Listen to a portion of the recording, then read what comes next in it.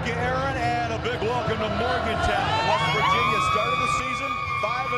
Here rough stretch. The Mountaineer fans, they believe in their quarterback, Geno Smith, and they hope for a turnaround today against TCU.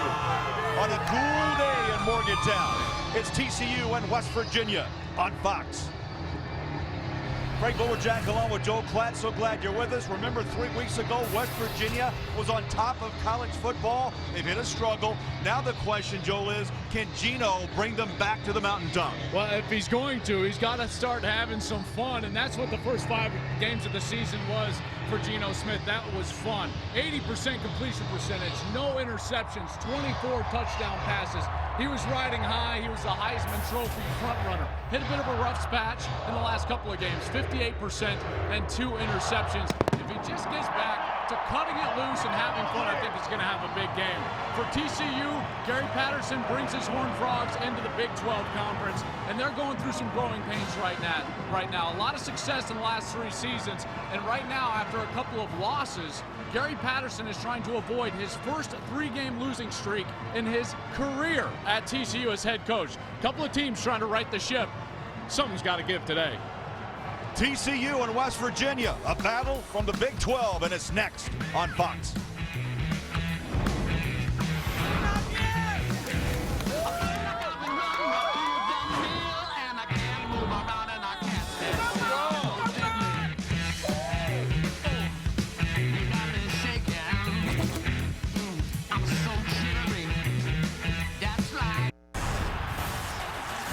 Welcome to Fox College Football, presented by Reese's.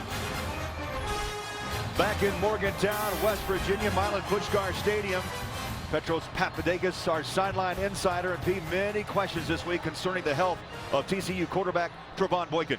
That's right, Bowler. He tweaked his knee a little bit against Oklahoma State, and incidentally, that was his worst performance of the year. This guy is doing great on-the-job training, filling the shoes of Casey Paha, but he's made some mistakes. He's a dual threat. Sometimes he's way up, sometimes he's way down. Gary Patterson says he'll be great as long as he doesn't try to play the game like Joe Namath. I like the analogy. Gary Patterson, there he is, 12th year in Fort Worth. TCU's all-time winningest coach, and his counterpart today is Dana Holgorsen, Big East and Orange Bowl champs a year ago. And Joel, as we talked about, both these schools making the jump this year to the Big 12. It's been a bumpy road for both of them. Both Dana and Gary Patterson trying to right the ship here today. West Virginia won the toss. They chose to receive, and that kick bounds into the end zone. So here comes Geno Smith and company, and let's check today's impact players.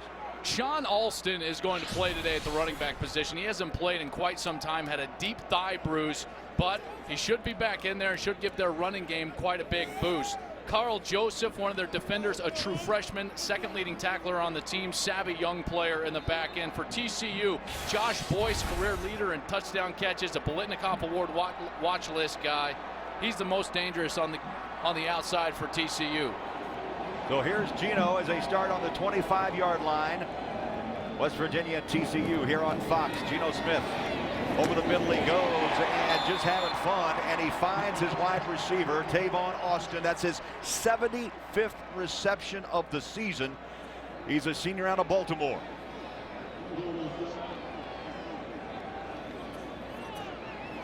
Mountaineers like to run the hurry up. Andrew Bowie in the backfield alongside Geno. 4 wide receivers set. They pick up 9. Second down short on a play action. Quick throw and a drop. Right on the hands of Jordan Thompson, the freshman from Katy, Texas. That was a free play, Joel, and they couldn't convert. 3rd down and 1. Now a big conversion down. Got to move the sticks. Shotgun. Geno Smith flares it out to the flat on the hands of Bowie. And good pursuit by TCU. They stretch the field. Looks to be short. Derek Kindred, the strong safety. And let's see where the mark is. Yeah, they're going to move the chains. Just got the corner on the outside in order to move the chains, and West Virginia at a breakneck pace so far early. Trying to get TCU lined up, snap the ball as quick as they can. Smith trying to hit a hot slant. That ball ricochets off of the hands of McCartney. And again, Kindred in on that play, number 26, along with Olabode. So it's hurry up for West Virginia. A little shovel. Austin, can he turn the corner? And again, TCU trying to string it out. And they do, down to the 34-yard line. Verrett, the corner. Going to be real tough for West Virginia to just get the edge with those little jet sweep type plays because of the disciplined nature with which TCU plays defense. Always in the right spot.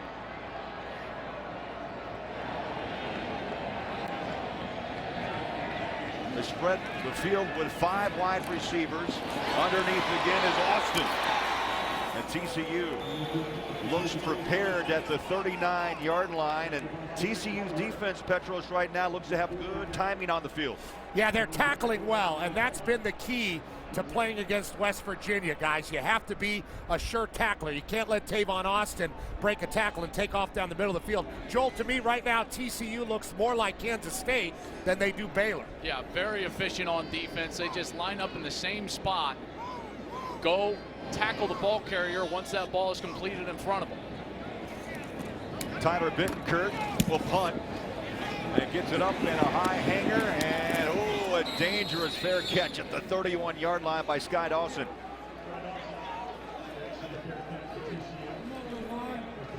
Impact players, Joel, for TCU. Yeah, Josh Boyce, talking about earlier, the wide receiver. He's the career leader in touchdown catches, Bolitnikoff Award watch list player, the most dangerous guy on the outside. And then Stanley Mapunga. He's been injured.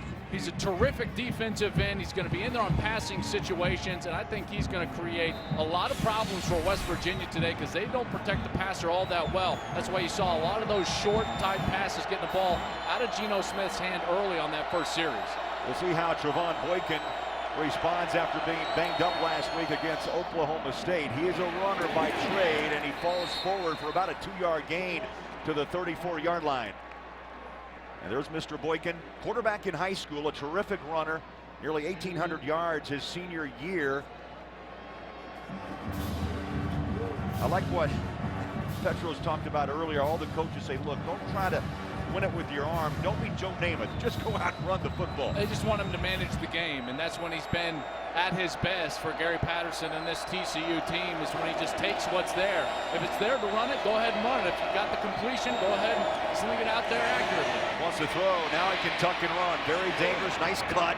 And another. And he is tripped up at the 40-yard line, a couple yards shy of the first down by Pat Miller.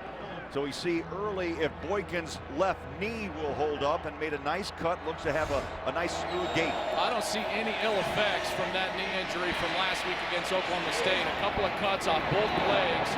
Gets himself into a manageable third down situation. That's the type of run right there that Patterson was talking about. Get our team in a position where we can convert. He's done that. Now he needs to make a play on 3rd and 2. They bring in the double tight set with Fuller and Gilbert. Matthew Tucker in the backfield. Into the heart of West Virginia. And I think the crowd and the team points the other way as they hold. They'll bring up 4th and about 1.5. George Wright, number 99, leading the cheers here in Morgantown. How about this crowd on their feet for the West Virginia defense, the much maligned West Virginia defense. Haven't had a lot of success during the course of this season, and to get off the field, their crowd acknowledging the effort that the Mountaineer defense gives on the first series. That was good to see right there. And Ethan Perry, the top punter in the Big 12, number 6 in the nation at 47 per kick, lets it fly, and Austin is knocked down after the fair catch at the 19-yard line. No first downs in Morgantown. Scoreless on Fox.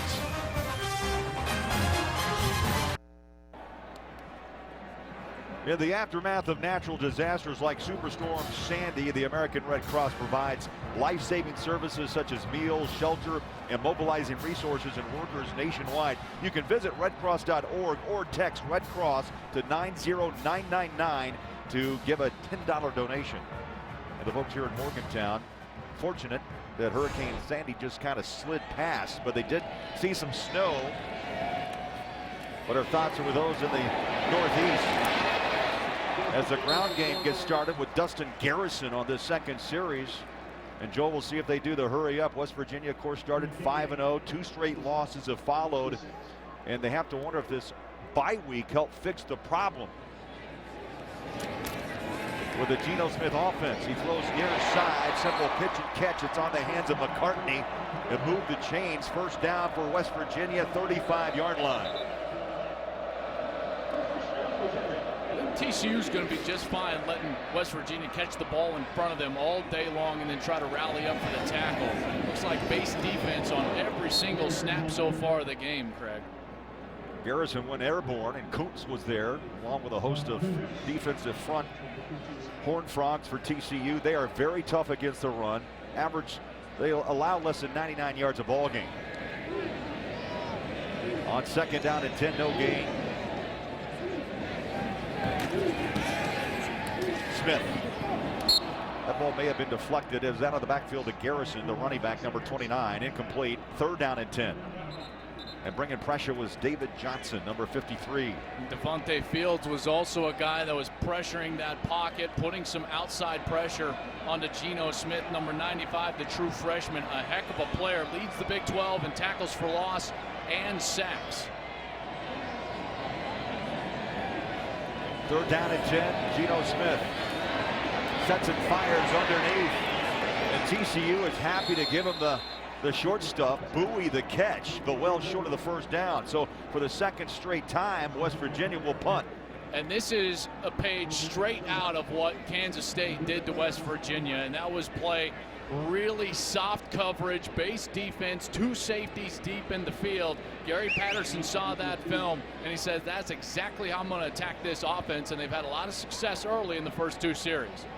Tyler Bittencourt's first punt, 29 yards. He'll be at his own 25. Low snap. This time gets it away, end over end, and takes a big bounce at the 25 and rolls to the 22-yard line. That's where TCU will go back to work. Scoreless here in Morgantown. Defensively, I'll tell you, TCU bringing the hammer on West Virginia early.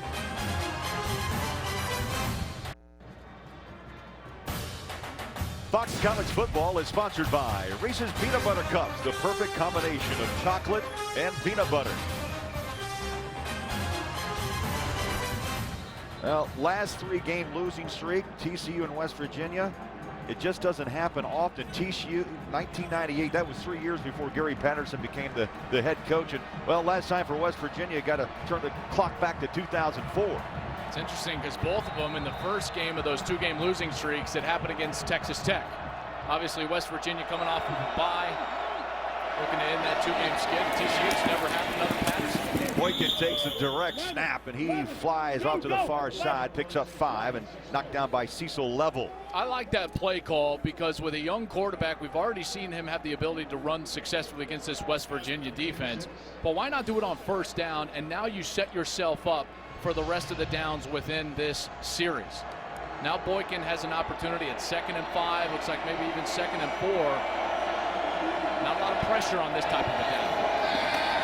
On a rollout, slingshots it, near side, pitch and catch on the hands of Dawson, his 28th reception. This guy is a speedster. If you don't tackle him, Dawson will break away. He's a 10-2 100-meter man. Two-time Mountain West track champion. And watch Boykin on the run deliver this ball accurately. And that's the type of play that then is afforded you as a play caller once you get 5 yards on first down. Makes it much easier on everybody, including your quarterback. Makes it easier on the offensive line. You get that quarterback outside of the pocket. That's a great first set of downs for TCU on this second series.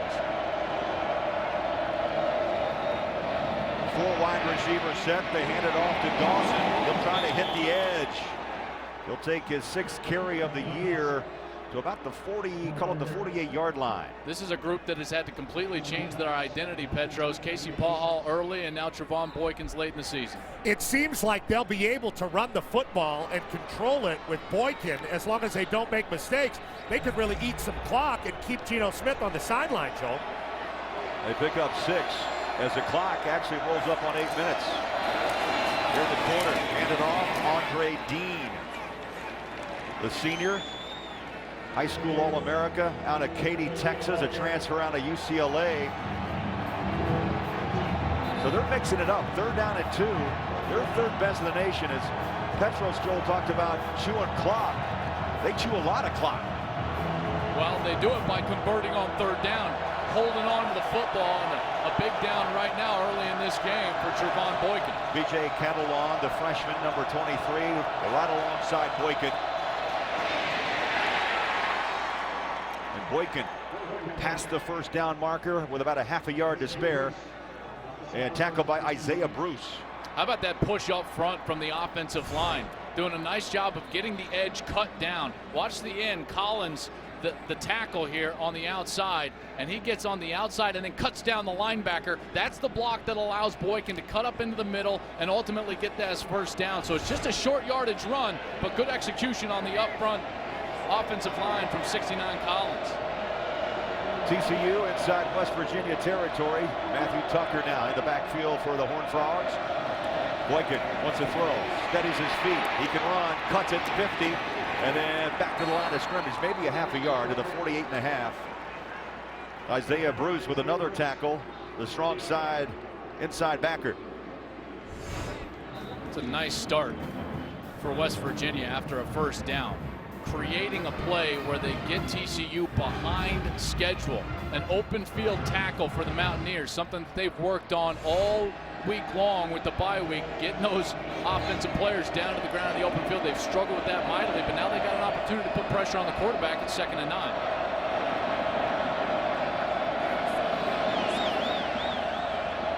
Four on the play clock. It's down to 2. Just got the snap away. They go option. They ride Tucker into the line. Lost a hat. So that means out for a play. Josh Francis stepped up and made the tackle, lost his hat, so he does have to come out for a play, and it'll be a big down, a 3rd and long situation. This was all set up by the quality tackle on 1st down, and now a young redshirt freshman on the road on 3rd down. Crowd has come alive here in Morgantown. Under 6 minutes of play. Fast-moving first quarter.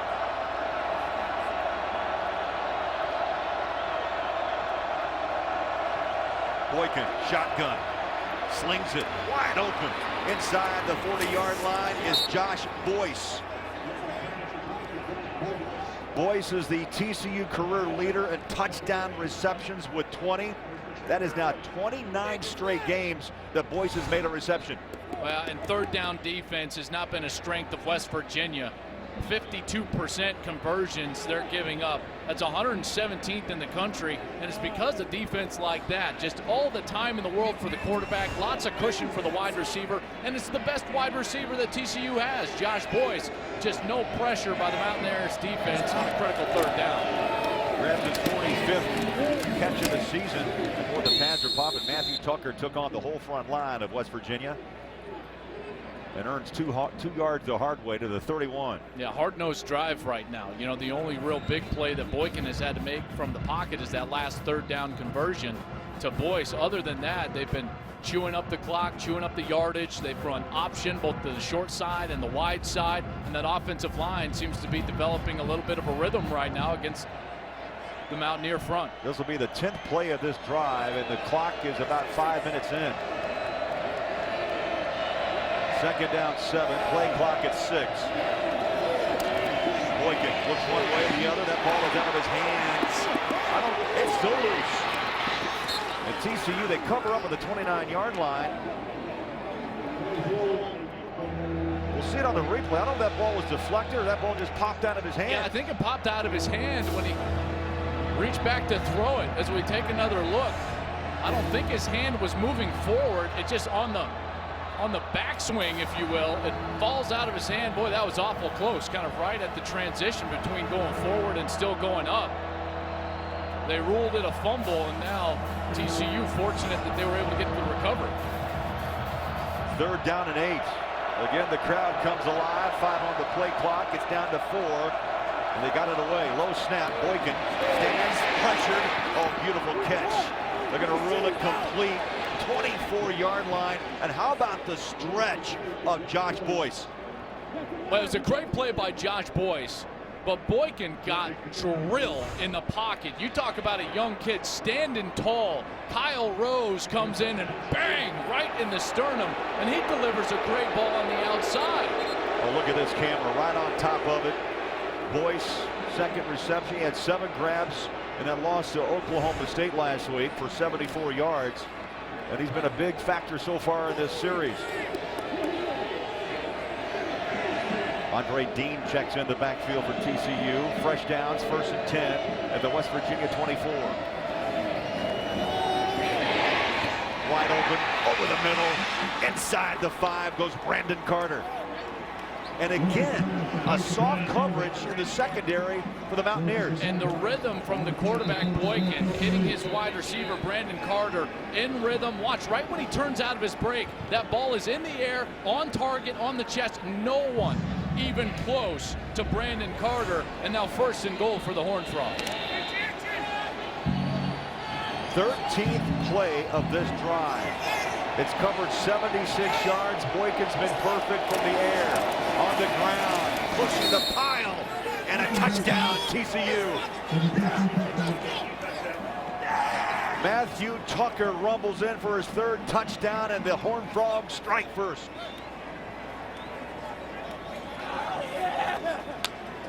What a methodical drive there, set up by a couple of just beautiful passes thrown by the redshirt freshman Trevon Boykin. The offensive line taking care of things late, punching it in for the 1st touchdown of the game.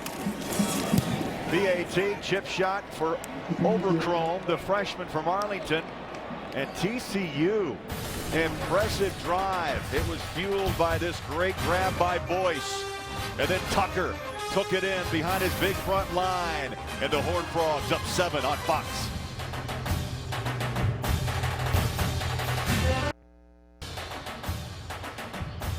Fox College Football is sponsored by Bud Light. It's a sure sign of a good time. Here we go. By the all-new Dodge Dart. Dodge, new rules. And by Firestone, reminding you that whatever you drive, drive a Firestone. You won't see a more efficient drive in college football. 13 plays, 78 yards, and Tucker went in from 2 yards out. And the 3 passes, 2 on 3rd down, the 1 to Carter to get him inside the 5. And that was a beautiful drive by a redshirt freshman quarterback. That's exactly what Gary Patterson wanted to see early in the game. Had the opportunity to scramble and run, got a 1st down with his feet, but then he sat in the pocket and made some throws down the field. Overchrome will kick away. And no return off the hands of Austin, about 8 yards deep. So here we go for the 3rd time. We'll see Geno Smith. It's been a struggle thus far. 2 possessions, just 34 yards of offense for the Mountaineers. TCU up by 7. I love this one. 4th ranked Oregon looking to keep their national title hopes alive. They will rumble with 17th ranked USC. Coverage of Fox College Football presented by Reese's. That begins next here on Fox after our game between TCU and West Virginia. 3rd series of the afternoon for Geno Smith. Sean Alston with the carry, maybe 3 yards. Let's get a game break. Back to Los Angeles and Patrick O'Neill. Great, thank you. Missouri trying to upset Florida down in the swamp, down 14-7, but James Franklin throws his 4th pick of the day. Gators hang on, but they do not control their destiny in the SEC. Craig and Joel. So 14-7 Gators in the swamp. The crowd gave Alston a nice round of applause. He's been out 4 straight with a deep, deep thigh bruise. And this time it's Bowie, the ball carrier. And he was running behind his center, Joe Madsen. There's Sean Alston, number 20. He's got the knee brace on the right leg, but he was suffering from that thigh bruise, trying to get back. Their run game should get much better with him in the backfield.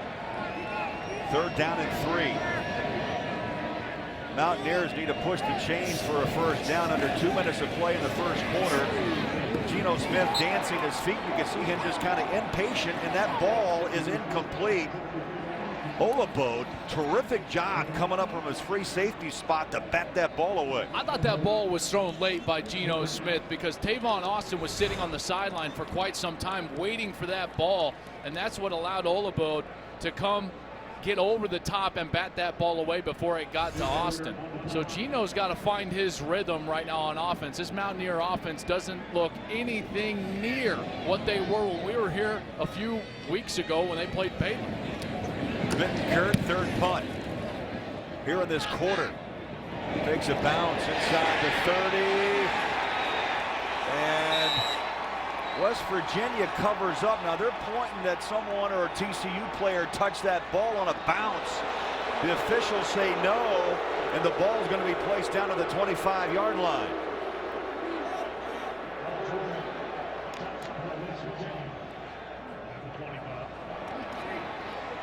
There was a TCU player blocking downfield, and I think West Virginia thought that it might have bounced into him. That's a tough look. Very difficult to see if that actually touched. Gamble there, number 16. Copeland came in to jump on it, but it's going to be Horned Frog football, 25-yard line. They're up by 7 as we roll up on a minute to play in the opening quarter. So far, so good for Boykin. He wants to throw, looks one way and the other. Great protection, and slings that ball out of bounds. Good coverage downfield, force that throw out of bounds. As we look at Big 12 standings, Kansas State, can anyone beat the Wildcats? I'm not sure. I mean, they're just so good. They got the 2-game lead, which is essentially a 3-game lead without the championship game after beating Oklahoma in Norman earlier this year. Oklahoma did take care of business today, beat Iowa State up in Ames, but Kansas State just looks so good. They're so sound. Yeah, the West Virginia coaches, you should have heard them raving about the Wildcats, having played them 2 weeks ago. Probably one of the most fundamentally sound football programs in the country. TCU on the run. West Virginia seems like defensively, Joel, a little bit more of a more confident pack. Well, they're trying. You know, last drive, though, they just had some plays made against them, and it started with the quarterback, Trevon Boykin. And then Lane Tucker gets into the end zone. He's been battling a bit of an injury with his ankle, trying to get healthy. This whole Horned Frog team trying to get healthy, and it helps when your quarterback steps up and plays to the level that Boykin has early in this game. 4 or 5 for 58 yards. Plus, he's been doing it on the ground with his feet. 6 rushes for close to 20. Pedals back, pressure, escapes, tripped up, and a flag is down back at the 18-yard line. And the swagger has come back here late in the quarter for West Virginia's D. There's a flag down. It came in late. Looks like it might be a hold, Craig, against TCU. Holding, offense, number 69. Penalties declared. Avion Collins, a true freshman at the right tackle spot, as we hear from Scott Novak, our referee, for the first time today. Avion Collins, first offensive lineman to start for Gary Patterson as a true freshman in his career at TCU. Very talented kid. They beat a lot of really high-profile teams, including the University of Alabama, on Avion Collins. They're very excited about him, but still going through some growing pains as a true freshman on the front.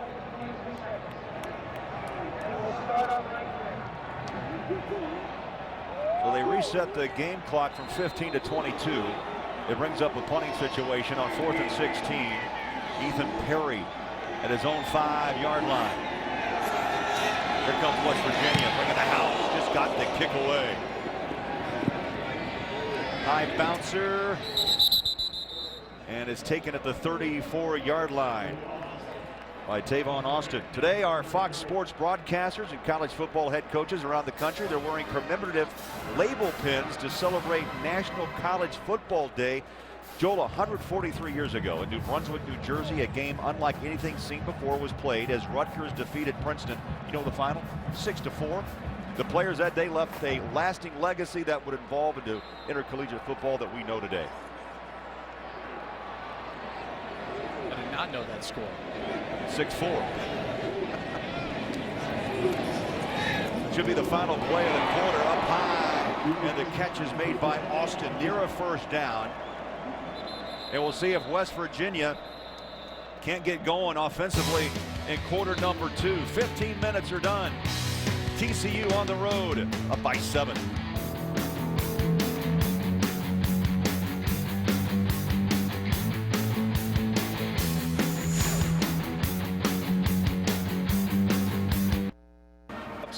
On the Mountaineers. Greg Bullerjack back along with Joel Klatt. Very important series for Geno Smith.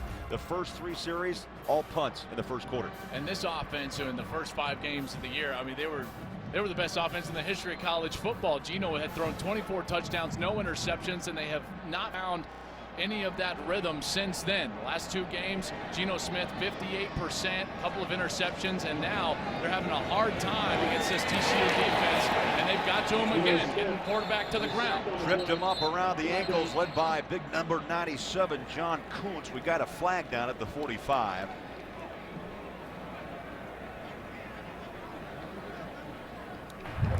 Holding on the defense, number 17. 10-yard penalty, first down. So in the secondary, it's Sam Carter, strong safety, number 17. And that's going to move West Virginia inside TCU territory, Joel, 47-yard line. Penalties have been a problem for TCU this year, and this is such a young team. There's only one senior in the 2 deep on the defense. On the rollout, Geno Smith hooks up Andrew Bowie out of the backfield, and they'll knock him down at the 44-yard line. Petros, this TCU D, very young. They're young, but they're not unsound. And I'll say this, their offense is playing defense for them. TCU held the ball most of the first quarter. Joel, how does Geno Smith get a swagger back from the sideline? Yeah, it's really tough, especially because of how cold it is. Petros, I know, you know, standing down there, it's difficult, right? I mean, it's cold, and when TCU goes on a long drive, you got to get yourself active, ride the bike, throw the football back there, but that's a very difficult proposition for a quarterback. Now Geno looking now at 3rd down and 5. 1 of 4 today on 3rd down conversions. They load the top of your screen with 3 wide receivers. 3-step drop. Geno Smith flushed. He's going to have to tuck and run. Sidesteps a tackler and a first down. Geno Smith unable to throw the ball, so he uses his legs, and the Mountaineers move the chains. And Kevin White, the corner, number 25, he had him dead to rights in front of the chains, and Geno Smith made a great athletic move, got away from him, and got the conversion. Fresh downs for the Mountaineers. They throw down to the backfield. Pitching catch on the hand of Bowie. He lowers his pads after about a pickup of 8 yards. Watch this move, and Geno Smith, not much of a runner, but on the outside, this is Kevin White in front of him, and he gives him the juke, then the spin, the half spin, gets to the side, and gets the conversion. Alston. Another first down. Alston a little slow getting up. As we mentioned, he had the thigh injury. He's got the knee brace on, and he's looks like maybe he's limping a little bit right now. But gutting it out. The senior from Hampton, Virginia, trying to help his club move the football. 1st and 10, 22-yard line. Smith stands, throws up top. Touchdown, J.D. Woods.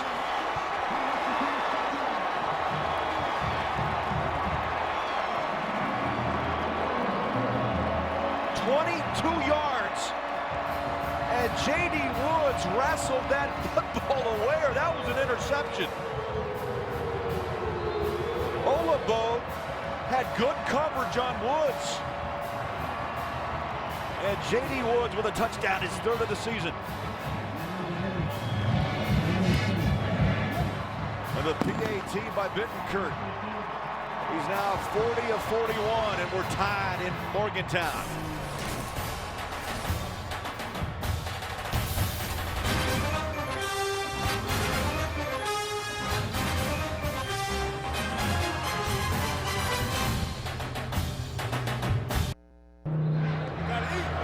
J.D. Woods, a 22-yard touchdown reception. And it ties this game at 7 after a 7-play, 67-yard drive. Olabo had this thing. I mean, from the moment that the ball left Geno Smith's hand, I thought it was going to be an interception. I thought Hackett, number 1, and Olabo, number 6, were going to have an opportunity at that ball, and J.D. Woods comes up with it. This is Geno in the pocket. He paid a little bit of the price for getting that ball off. I'm just glad one of his legs didn't get locked underneath him. You know, that's one of those things that's always dangerous. You're going to get rolled up on. Unfortunate for Geno Smith, his legs went out from under him. Now 10 of 15 on the day, 72 yards and a touchdown. J.D. Woods, I think, is going to have to step up because it's pretty clear that Stedman Bailey is the nation's leading touchdown catcher with 14 touchdowns coming into today's ball game. He isn't right. You know, he's been their down the field threat, and he's been injured, trying to get back from an ankle injury. And J.D. Woods is going to have to step up, and he did so in a huge way on that last series for a touchdown. Corey Smith hasn't teed up, and West Virginia will kick away to TCU. We're tied at 7. And no return. No return. Well, Fox Sports is your home for the UFC beginning on Friday with a new episode of The Ultimate Fighter on FX. Next Saturday is UFC on Fuel TV 6 live from Macau, China. Then on Saturday, December 8th, the UFC returns to broadcast television with the UFC on Fox 5, where Vincent Henderson will put his lightweight championship on the line against Nate Diaz. Fox Sports, the place to turn for hard-hitting UFC action, and it's all year long.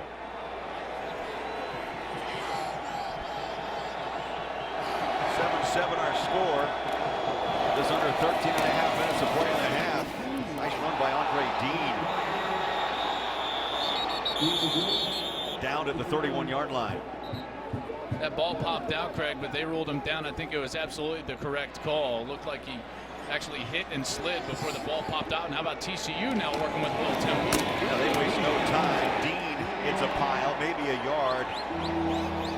Jared Barber, number 33, made the initial hit. That's always the problem for me with a team that's not used to going fast, and then they try to go fast, and a lot of times there's too many missed assignments because the players are not used to working at that tempo. So all of a sudden a great first down play gets negated with no gain on second down, and you're stuck in a crucial situation at 3rd and 3. 2 of 5 on third down conversions for TCU. They need 3 yards to move the chains. And now timeout call.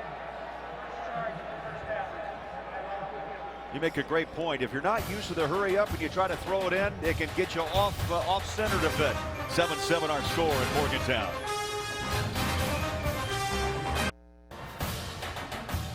Fox College Football is sponsored by AT&T, the nation's largest 4G network. AT&T, rethink possible. Well, the bell tolls in Morgantown. You know what that means. 3rd down. Never seen Dana Holgorsen as animated as he's been with his defense. He desperately wants this defense to get off the field here. 3rd down and 3. Pitch it out. Cavalon. And again, a very stout West Virginia defense holds TCU, led by Cecil Level. That is now 2 straight 3 and outs, and West Virginia holds and forces 4th and 1. There's the coaching staff elated with their defense. This defense comes in 115th in scoring defense, 114th in total defense, and Dana Holgorsen says, nice job, fellas. Get us that ball back. Nice punt, Perry. Austin trying to find a little seam, spins, but he's going the wrong way. He started at the 21. He's going to end up down at the 16-yard line.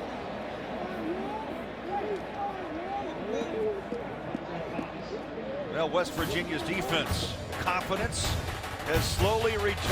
7-7 our score in Morgantown.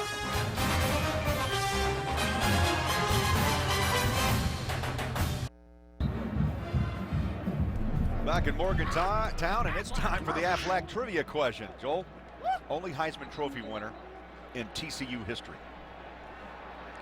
Got a good idea. Think about it. Have the answer for you just a little bit later. I don't want to spoil it for all the viewers out there, you know. We're now quickly typing away on their smartphones. That's one way to find out, right? The Google machine. West Virginia will start at the 16-yard line. 1st and 10, 12 minutes remaining first half. Gino all day to throw. Airs it deep across the middle up top and throws it intercepted at the 35. Barrett the corner, and that ball hung, and he runs it back to the 45-yard line. We got a flag down midfield, 26-yard line.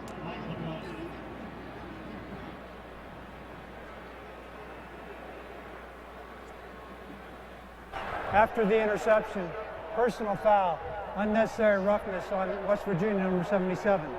15-yard penalty will be added to the dead ball spot. First down. Josh Jenkins, the left guard, on a personal foul. And Geno Smith just threw his 3rd pick of the season.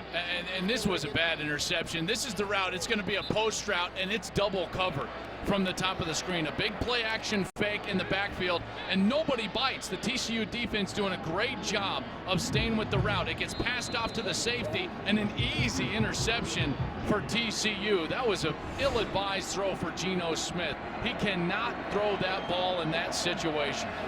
Penalty puts the ball for TCU at the 30-yard line. Up top, man coverage wide open. On the hands, touchdown Boyce. Oh, does TCU make West Virginia pay after the interception? Boykin to Boyce, and they're up 13-7.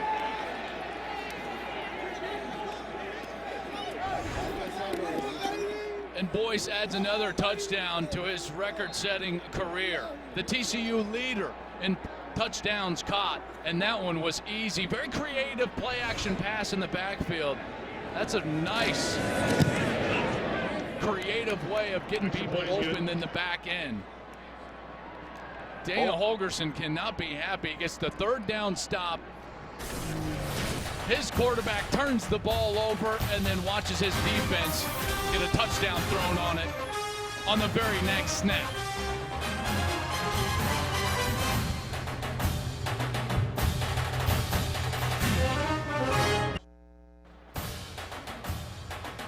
Fox College Football is sponsored by Pizza Hut, make it great, and by Chevrolet. From kickoff to the last yard, Chevy runs deep.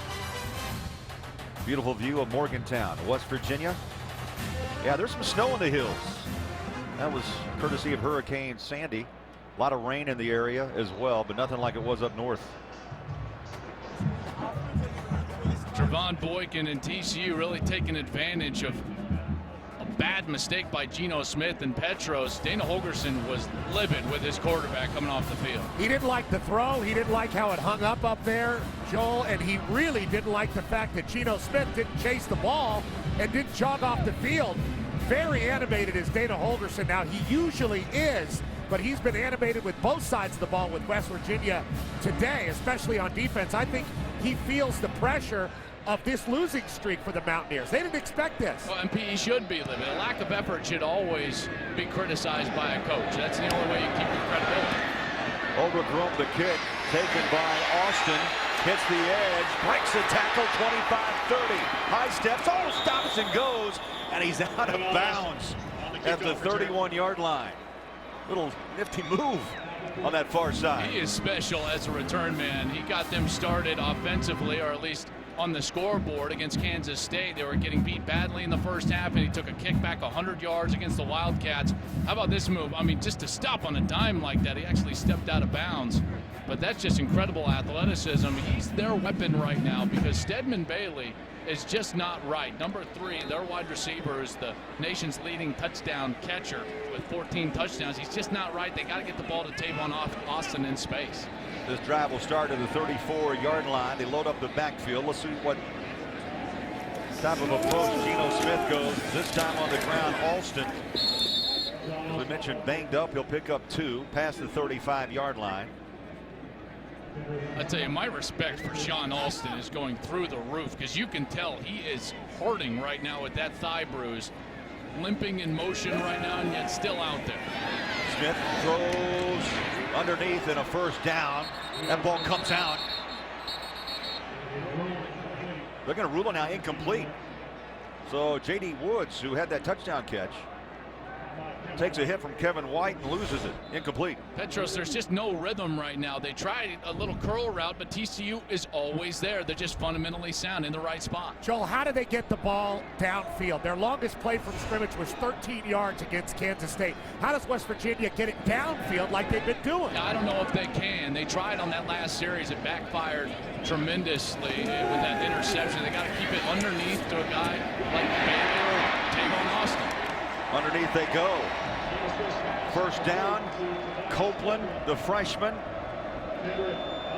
his 5th reception of the season. Now Stedman Bailey is such a dynamic player. He's out with an ankle or unable to go at this moment. I haven't even seen him on the field. Copeland, nice catch in the chains at the 49-yard line at TCU.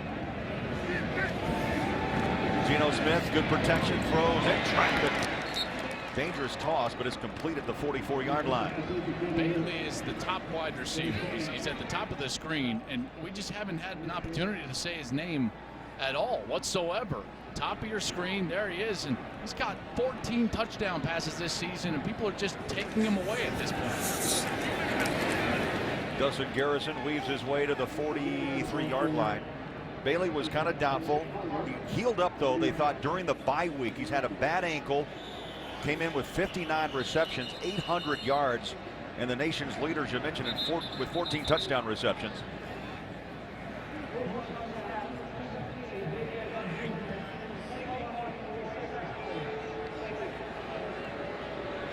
When we saw West Virginia against Baylor earlier in the season, Geno Smith had just a tremendous amount of time in the pocket, and that was Petros, how they got the ball down the field. He's able to just sit and wait and wait and wait, and then all of a sudden, bang, Bailey popped open deep down the field. He doesn't have that type of time right now. So Petros, I just don't think they can go down the field. It's got to be underneath routes. You've got Copeland in the slot, number 2. You've got Austin in the slot opposite him, number 1.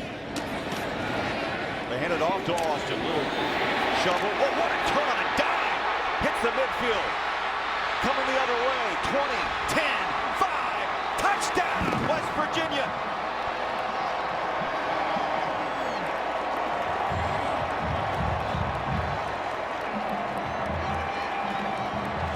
Joel Klatt, I think Houdini lives. Tavon Austin did things that just you can't do on a football field. That move in the middle of the run, this is going to go down as actually a pass and a completion and a run after the catch. But that move to go back across the field was just sensational. And then the speed, the electricity out of Tavon Austin to get to the pylon. That's exactly why you got to get the ball to him in space. Bittenkurt with the PAT. We are tied at 14.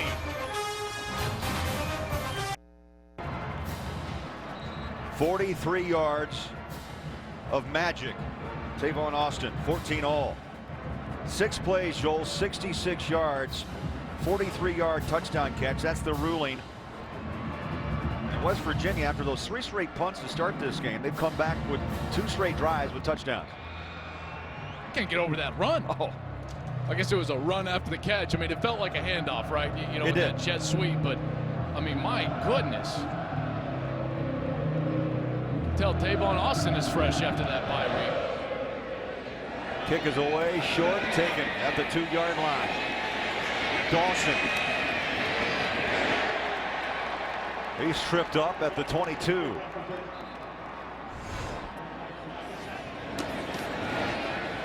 When he got around the end, it didn't look like much was there, and that's that turn back. Stanley Mapongo, one of the best defenders in the Big 12 Conference, he was the one pursuing from the inside. Watch number 90. He's going to be coming across, and he looks like he's got him dead to rights, and just bang. He just moved. He just shifts a little bit. That was unbelievable. That's vertical to horizontal in a half a step.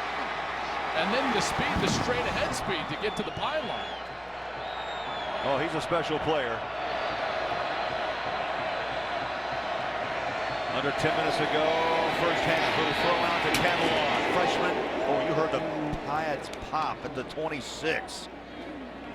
Petros has one of the more impressive runs I've seen all year long. Well, there's no doubt that Tavon Austin, also known as Awesome here, is a showman of a football player. I mean, this guy is really flashy. And I got to be honest, I've never seen a cut like that work in a college football game. That is a high school cut through and through. How did it work? Well, Petros, you called this game that I'm about to bring up. That cut reminded me of Reggie Bush versus Fresno State yeah. in 2005. That was a very similar type of run. But all the way across like that. I mean, all the way. I've never seen it. Yeah, that was sensational. Second down, 6. Boykin, far side, pitch and catch, little nifty move. Boyce having a nice first half. We saw Dana Holgorsen upset with his defense earlier, very animated, and I think he is, well, he's jumping for joy after that touchdown. You know, he's been upset with his quarterback. He's been elated with his defense. That's been flipped as well. And Dana Holgorsen right now riding the roller coaster of emotion of a Big 12 football game. 1st and 10 as we roll up on 9 minutes to play in this first half. And then some wild moments as Catalan gets the carry again past the 35 to the 37-yard line. This is an important series for TCU after a run like that, the electricity that went through this place here in Morgantown. Now to try to establish that ball possession, time of possession, grinded out style of offense, and you're starting to see that take hold now. A quality run on 1st down for Gary Patterson to set themselves up on schedule at 2nd and 6. Boykin shotgun. Play clock to 7. Gets the snap away. Boykin option, makes a cut. Cartwheeled at the 37-yard line. Let's get a game break. Back to Los Angeles, and here's Patrick O'Neill. All right, Craig, other Big 12 action. Well, it figured it'd be a shootout in Texas and Texas Tech and Lubbock, only fitting. Joe Bergeron, 2-yard touchdown run. That puts Texas up 14-7, but Red Raiders are driving. Still in the first. Longhorns up 14-7. Craig and Joel. Thank you, Patrick. Here we're tied at 14 in Morgantown, under 8 minutes, and the bell chimes again on a 3rd down and 5. 5 on the play clock, down to 4.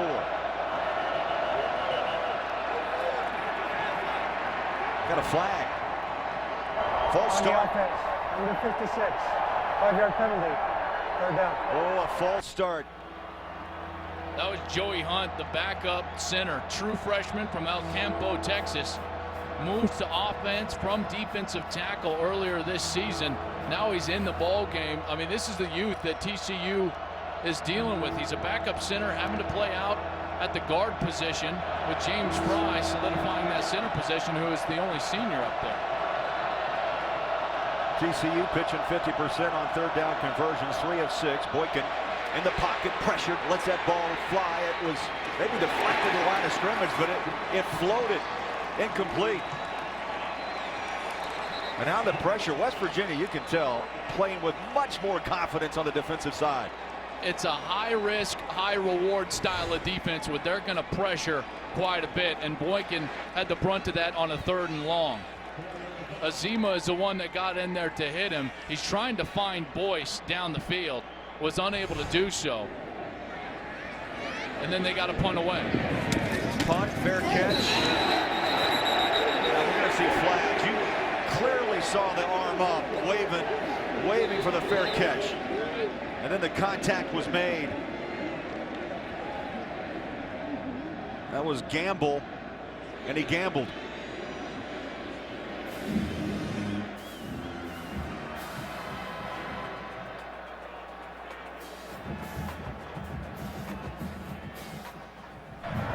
Personal foul. Unnecessary roughness on the kicking tee. 15-yard penalty. 1st down. And Joel, the replay clearly shows the hands up. He's waving it. He's waving at you. Yeah, he's a really experienced returner, Tavon Austin, and that's as clear as it's going to get. And then Gamble brings him all the way to the ground. I don't think that he gets a personal foul. You know, if he just kind of bumps into him and then realizes, but he clearly just had no idea that that hand was in the air from Tavon Austin. 71 penalty yards per game. And that's something that you just have to cure. You cannot allow that to happen. West Virginia, back to that hurry up. Bowie in the backfield with Geno Smith. 2nd and 7. Geno slings it in traffic. Dangerous pass, Joel. 1, 2, 3 white jerseys right on the spot. They were trying to go to Copeland, the freshman. He's only 178 pounds, and I thought he heard the footsteps there. And again, unable to get the ball, Joel, to Stedman Bailey, number 3. They are shutting the door on the outside for Stedman Bailey. 3rd down 7 for West Virginia.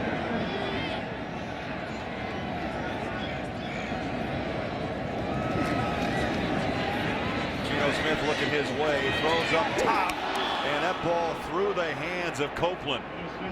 So that brings up a punting situation, 4th and 7. Ball was on the money. Copeland's got to make that catch. That's 2 straight snaps that Copeland had a ball thrown his direction from Geno Smith. Both were dropped. They both probably should have been caught. That's what you get when you're getting through that inexperienced out in the skill positions. Guy like Copeland, just a freshman out there for some of his first snaps of his college football career. Bittenkurt will punt again, had his career high against Kansas State of 49 yards. This one floats up high. Ball is out! West Virginia covers up at the 9-yard line.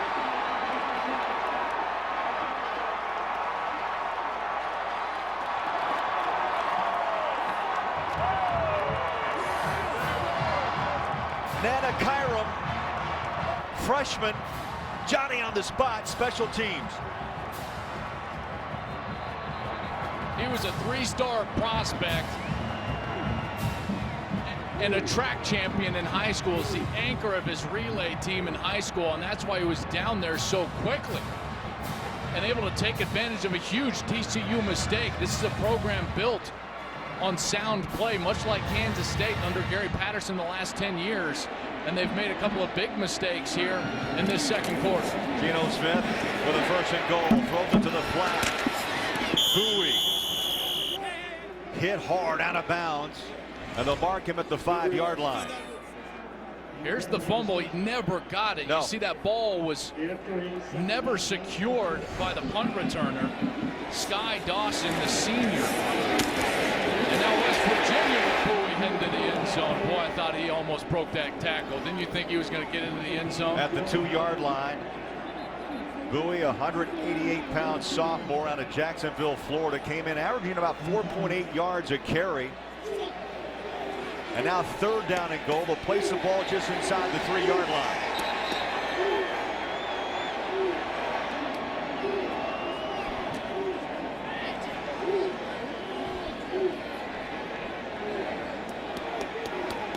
Clock runs, under 6 to play. First half, 8 on the play clock.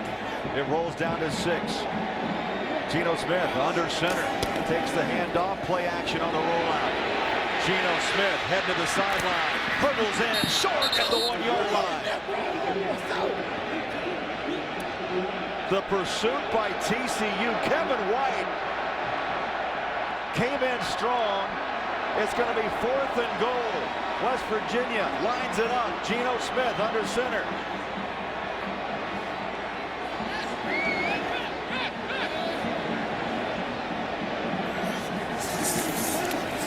Handoff. Touchdown. Alston.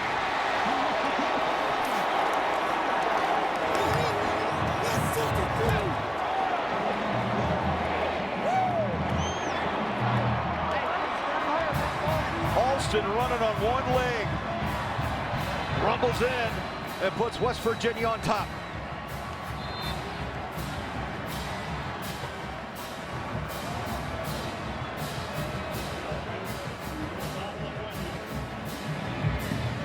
Point after good by Bittenkurt.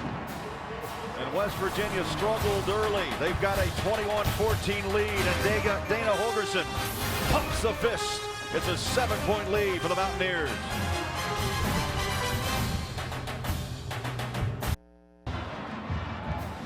Well, the momentum, Mr. Momentum, has changed here in Morgantown. There's a 21-14 lead for the Mountaineers after the fumble punt on a 4th and goal. They run it in, and West Virginia up by 7.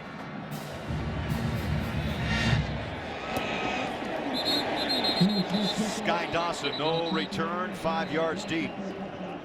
Let's go back to the play that set up that score. Sky Dawson back, the senior, to receive a punt. You can see he never caught it. The ball was bouncing in his arms from the get-go, and then West Virginia on 4th down, the big back, Sean Alston, with the bruised thigh, gets into the end zone. And Tavon Austin, Sean Alston celebrating in the end zone. Dana Holgerson, he's pumped up. That's a big swing of events there for West Virginia in a very short time. There was 3 straight possessions, 3 straight punts to start this game. Now West Virginia up by 7. Back in the air, ball tipped incomplete. As Boykin went over the top to Josh Boyce, who really owned the first quarter for TCU. Josh Francis, he had the pressure on Boykin. And this offense right now, they had that beautiful drive early in the game with a couple of third down conversions, but Petros, they need to find that semblance of a run game early in the downs. Well, they need to get back to that. They need to get Catalan going or Andre Dean. I'll tell you what, Gary Patterson is one of the all-time grinding college football coaches, and he needs an all-time grinding drive right now to keep Geno Smith on the field. Right now, Andre Dean sets up right side of Boykin. Option, balls out. Still out.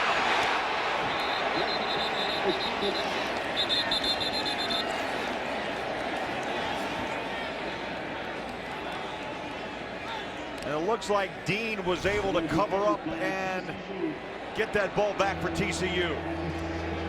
There's the challenge. You're trying to run the zone read play, and it's a stretch zone read play where the running back is going out wide, running horizontally. And if the quarterback is not sure-handed with the ball, and if there's any indecision whatsoever about the take or the give at the mesh point, that ball is going to end up on the ground.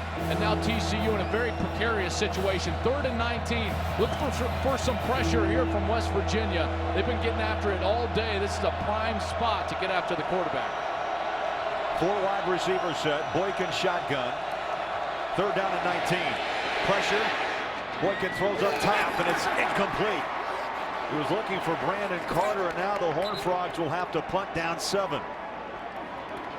The pressure was applied by Doug Rigg, and it was actually just a 3-man rush. They dropped back into coverage. But Doug Rigg on a 3-man rush, there was a little bit of a stunt run. He goes from his inside position to his outside position. Excuse me, not Doug Rigg. That was Azima. Dozie Azima, the junior from Pomona, New York. He's the one who got around the edge, coming from the defensive tackle position around the defensive end. Perry with a nice boot. Austin dancing, and he is cut along the sideline. He's still dancing. Did he stay in? Now he's out of bounds at the 32-yard line. His stop and go ability, I've never seen anything like it. This kind of makes you hold your breath, right, every time he has the ball. Make sure you stay tuned. Coming up on the Pizza Hut halftime report, number 3 Notre Dame. Can they stay undefeated? Bounce back win for the Gators and undefeated Ohio State. The Buckeyes under Urban Meyer in action.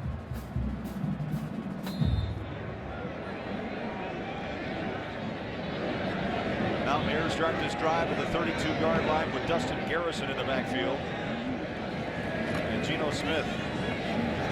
Little play action. Oh, Geno looked up, and guess what? He saw David Johnson, number 53, right in his grill. This is just an energy sack. Blows through the block, the left guard, and just kept going and kept going and kept going. Last year, a freshman All-American, 2011, and now the sophomore David Johnson wreaking havoc on West Virginia.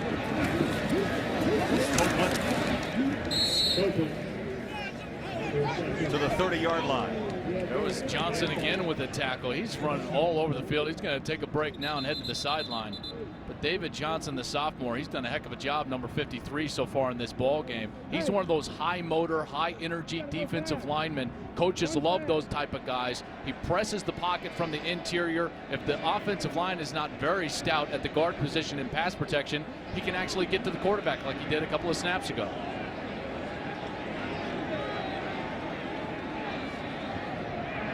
Play clock to 6. Empty backfield. Geno Smith shotgun. Pressure from the edge. Steps and fires. He drags it underneath. The ball in the hands of Austin. And how about that? Smart. Clock stops. He gets the first down. And Tavon Austin, Joel, right now by himself is electrifying this crowd. And that's why you don't want to run man coverage. TCU was caught in man coverage there. And when Geno Smith sees man-to-man, he goes immediately to his slot receiver, Tavon Austin. Joel Hasley, the middle linebacker, the sophomore, he had no chance trying to chase Tavon Austin across the field. There's no question that Dana Holgerson wants more points before halftime. That ball slapped out of the hands of Geno Smith. He's up with it, breaks the tackle, and then is brought down at the 42-yard line. Right back to the line of scrimmage. That was big Stanley Maponga getting to it, and that's his big right paw reaching out and slapping that ball out of Geno Smith's hands. Geno Smith give him a lot of credit for getting that ball and back up to the original line of scrimmage, though.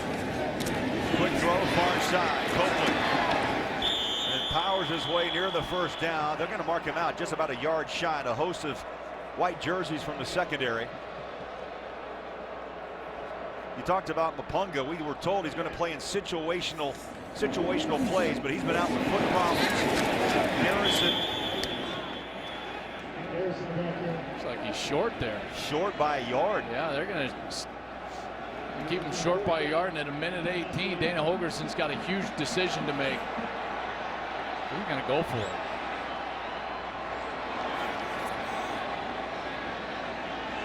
Fourth down. I think he's going to call a timeout. He's going to let this play clock dwindle down and call a timeout. He's got 2 to use. Why not? The cooler heads are going to prevail here. The proper play is to punt this ball away. Up by 7 points at the 49-yard line. Go ahead and punt this away. He's going to turn to the official, Dana Holgerson, at about 3 seconds, 2 seconds now. Call the timeout is exactly what it's going to do. He just didn't want a lot of time on the clock when he gave the ball back to TCU. And he's going to talk about it now. He's a bit of a gambler himself, so I don't know if he's going to actually punt this away. I think he should, though. That would be the proper play. While we have a moment, let's answer our Aflac trivia question. Earlier, we asked who is the only Heisman Trophy winner in TCU history. We've got the answer. Got to turn the clock back. 1938, Davey O'Brien. First quarterback, by the way, to ever win that trophy, and now we have the Davey O'Brien Award. And the Big 12 loves the Davey O'Brien Award. 5 quarterbacks from the Big 12 are on the official semifinal list for the Davey O'Brien Award. And they are going to go for it. I was wrong. He's Dana a gambler. proved me wrong. He's gambling on 4th and 1, under a minute to go and a half. Yeah, this is a quick kick formation.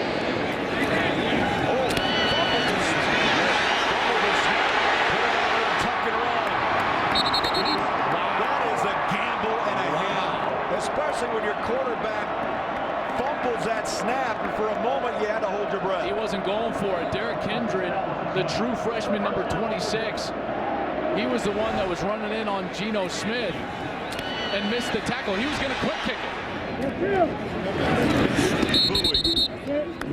And once that play was broken, that's when he took off. He wasn't going for this. Here it is again. Watch Derek Kindred, the true freshman, miss the tackle. He was blitzing, and Geno Smith was going to kick the ball. Kindred was going to block it if he would have kicked it, so he tucked it and actually got the first down. What a break for West Virginia. Second down and 7. Bowie in motion. Smith pedals back, throws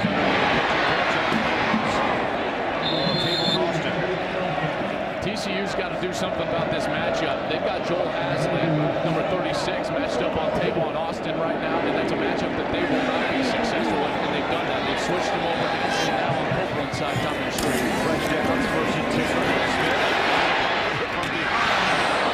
The ball is knocked away inside the 20-yard line. Mapunga again. Second time on this series he's been in the backfield. Petros 15 seconds. You guys start thinking about going towards the sidelines or towards the end zone. Yeah, just try to get a field goal at least. You know, I'm surprised, Joel. Geno Smith not known for his running ability, but he's been pretty elusive and tough this game.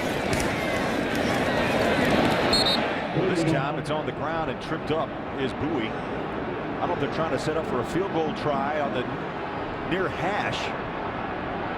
And timeout, Dana Holgerson with 2 seconds to play in the half.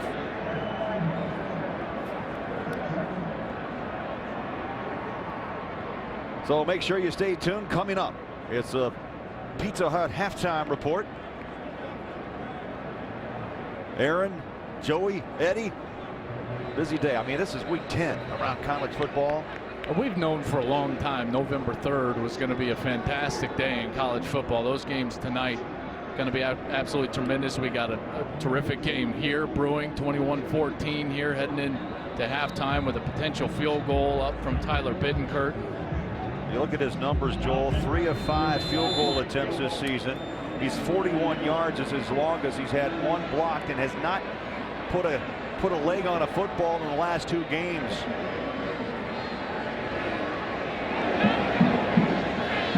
They'll mark it at the 40. This will be a 50-yard attempt. Long enough.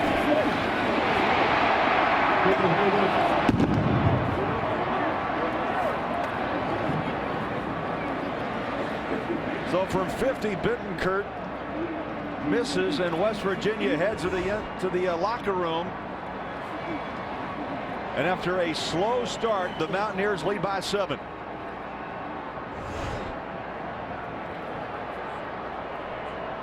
(21-14) our halftime score. West Virginia on top. Now let's send you to the Pizza Hut halftime report.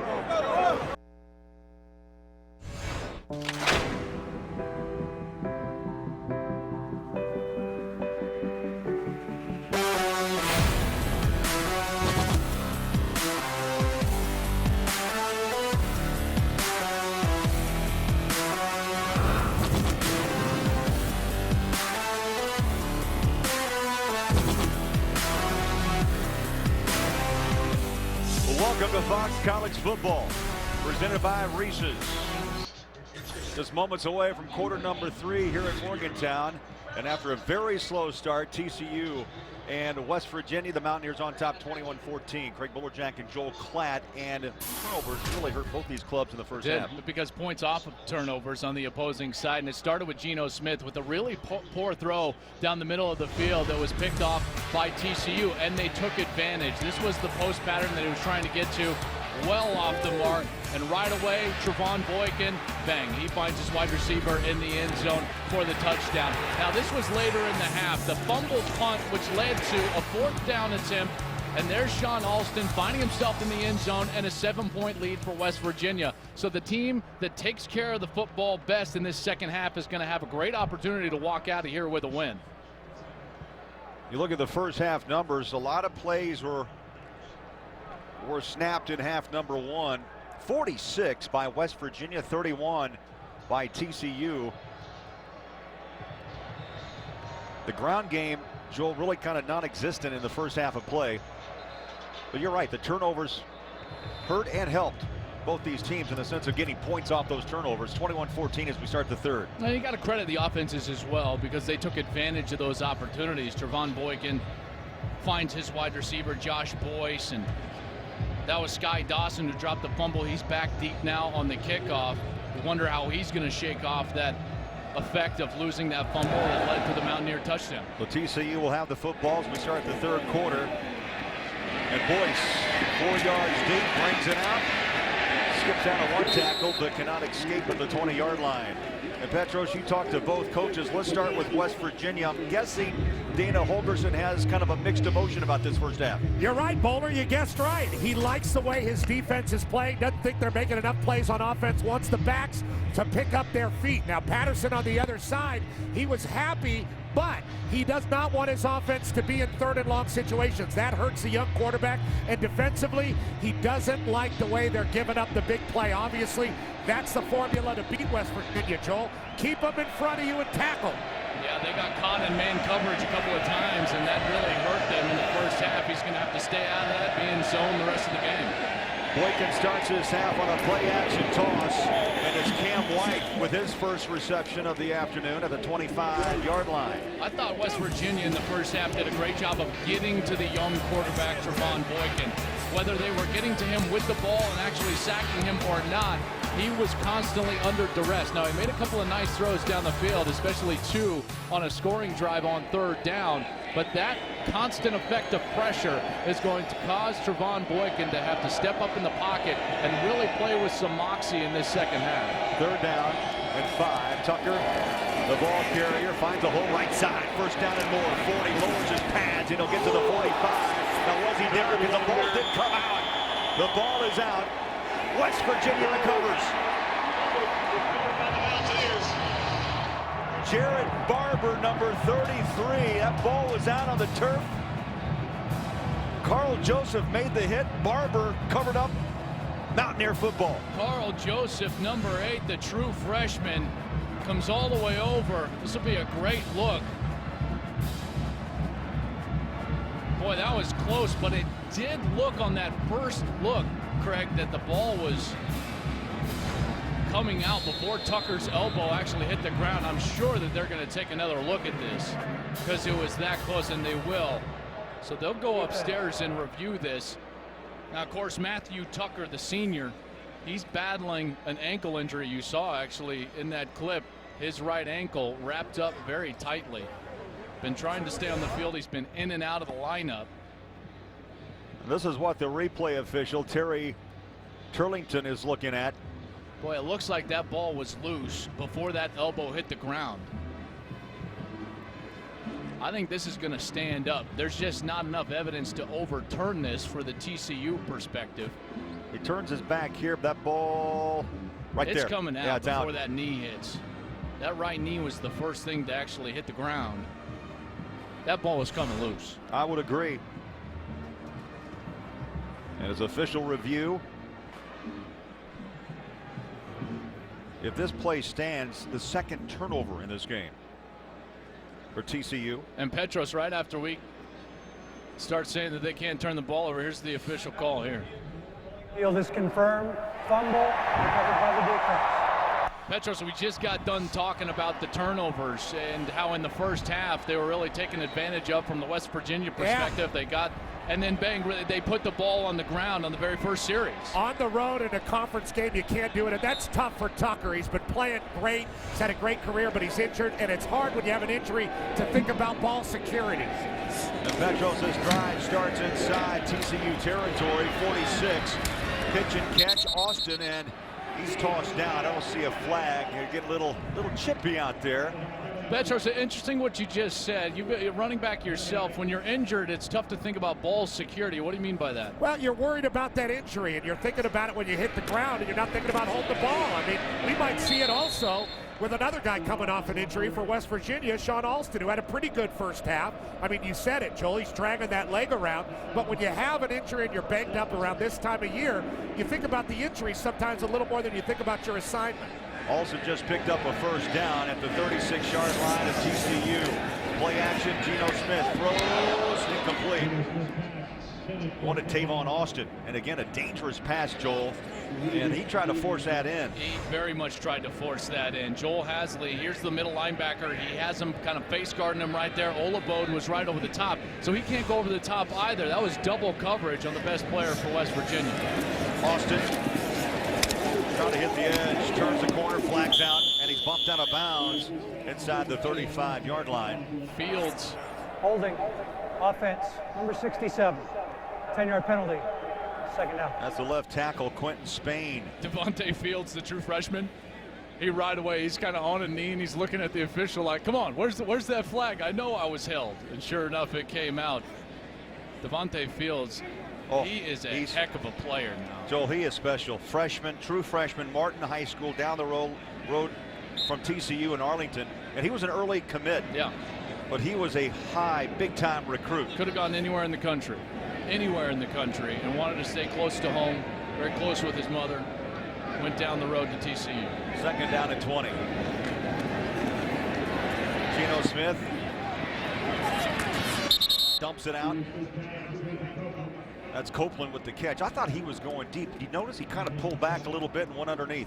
It's tough to get behind this secondary because they are so assignment sound. Every snap, very similar to Kansas State, who West Virginia just played 2 weeks ago, but they're always in the right position. Two high safeties, they never get beat deep, so you're forced to throw it underneath that as a quarterback. Third down at 14. Smith, pocket collapses, escapes. 40-35, and Geno Smith is tripped up. Hasley, the middle linebacker. And again, he was pushed out of the pocket. You know who's been in that backfield a lot today? Mapunga. And he's another one of those great players up front. He's a junior, and he and Fields had an opportunity. Geno Smith landed on the ball. That's what you saw him hunched over as he went over to the sidelines. Wonder if that ball actually knocked the wind out. Bittenkurt is going to try another field goal. He missed for 50 just before half. This will be from 52. Got it!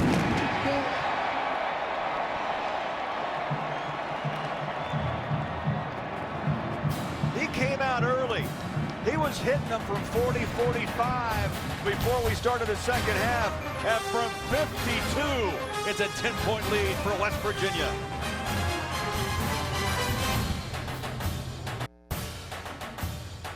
Fox College Football is sponsored by Reese's Peanut Butter Cups, the perfect combination of chocolate and peanut butter. And by Geico, 15 minutes could save you 15% or more on car insurance.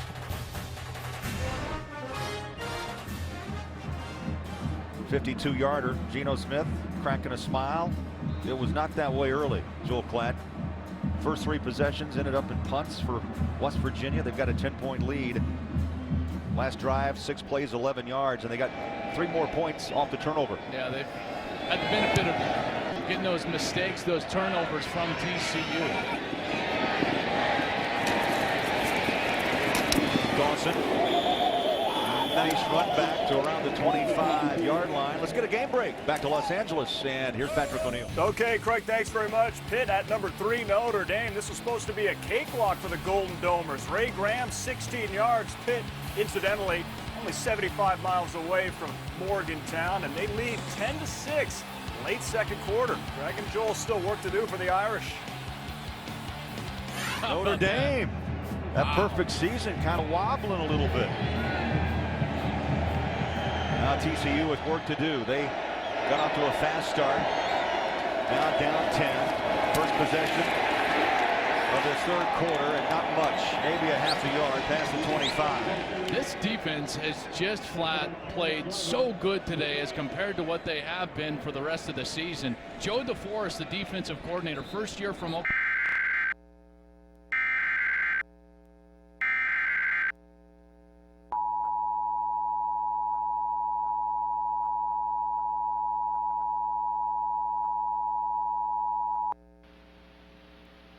The National Weather Service in League City has issued a severe thunderstorm warning for extreme northeastern Montgomery County, central San Jacinto County, extreme southeastern Walker County until 4:45 p.m. Central Daylight Time. At 3:55 p.m. Central Daylight Time, Doppler radar indicated a severe thunderstorm capable of producing damaging winds in excess of 60 miles per hour. This storm was located near Cut and Shoot, or 7 miles east of Willis, and moving north-northeast at 30 miles per hour.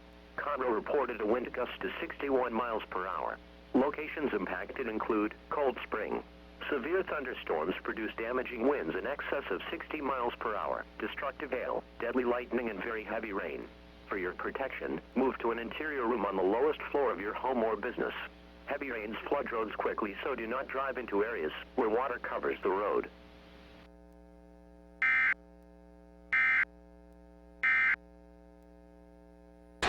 Incomplete.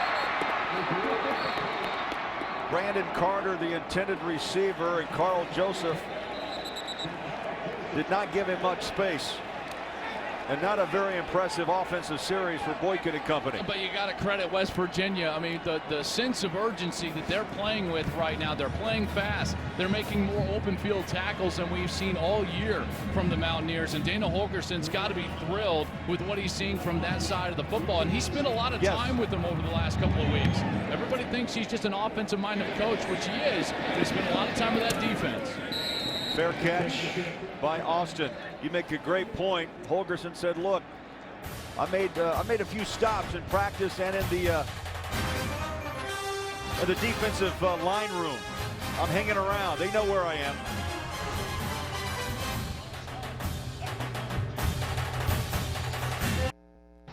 Back in Morgantown, West Virginia, 11:09 to play in the third quarter.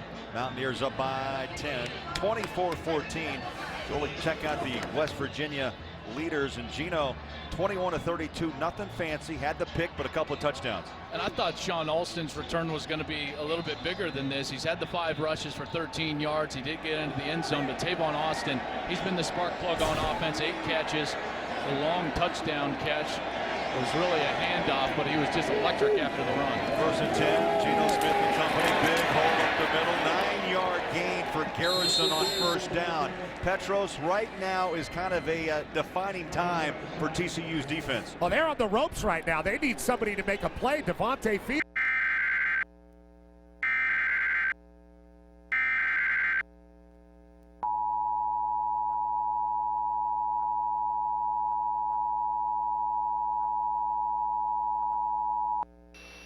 This station is activating the Houston Area Emergency Alert System at the request of the National Weather Service because of a severe thunderstorm warning for Montgomery County until 4:59 p.m.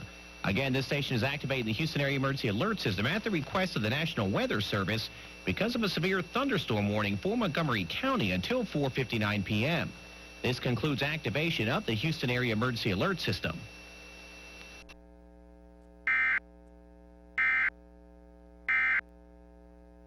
series, Petros, for TCU's D, helped out by the play calling of West Virginia. Dana Holgerson really angry with that offensive line, just letting them have it all the way from the numbers to the sideline. Man. Bittencourt will punt at his own 21. Sky Dawson awaits. Ooh, low snap, Boston. Still loose. Picked up. Touchdown, TCU.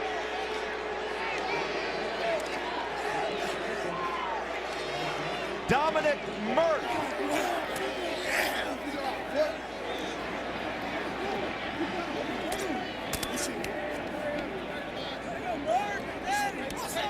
On a cold day in Morgantown, a low snap, and Bittencourt could not get his hands around that football. West Virginia has a true freshman long snapper, John DePalma.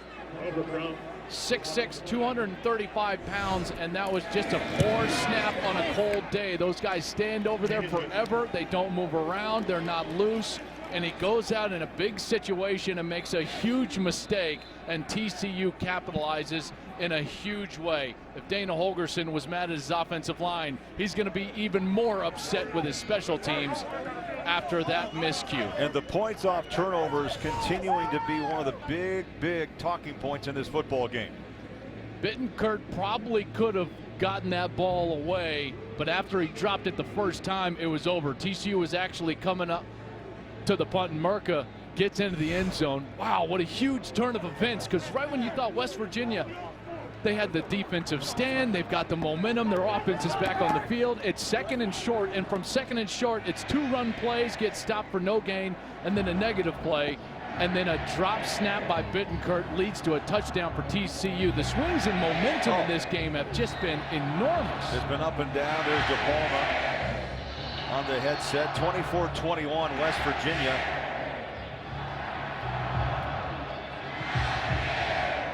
Mr. Electric, Tavon Austin back to receive. Little squibber. They're not even going to give him a chance. Why? But instead, they still give West Virginia 5 field position at the 35-yard line.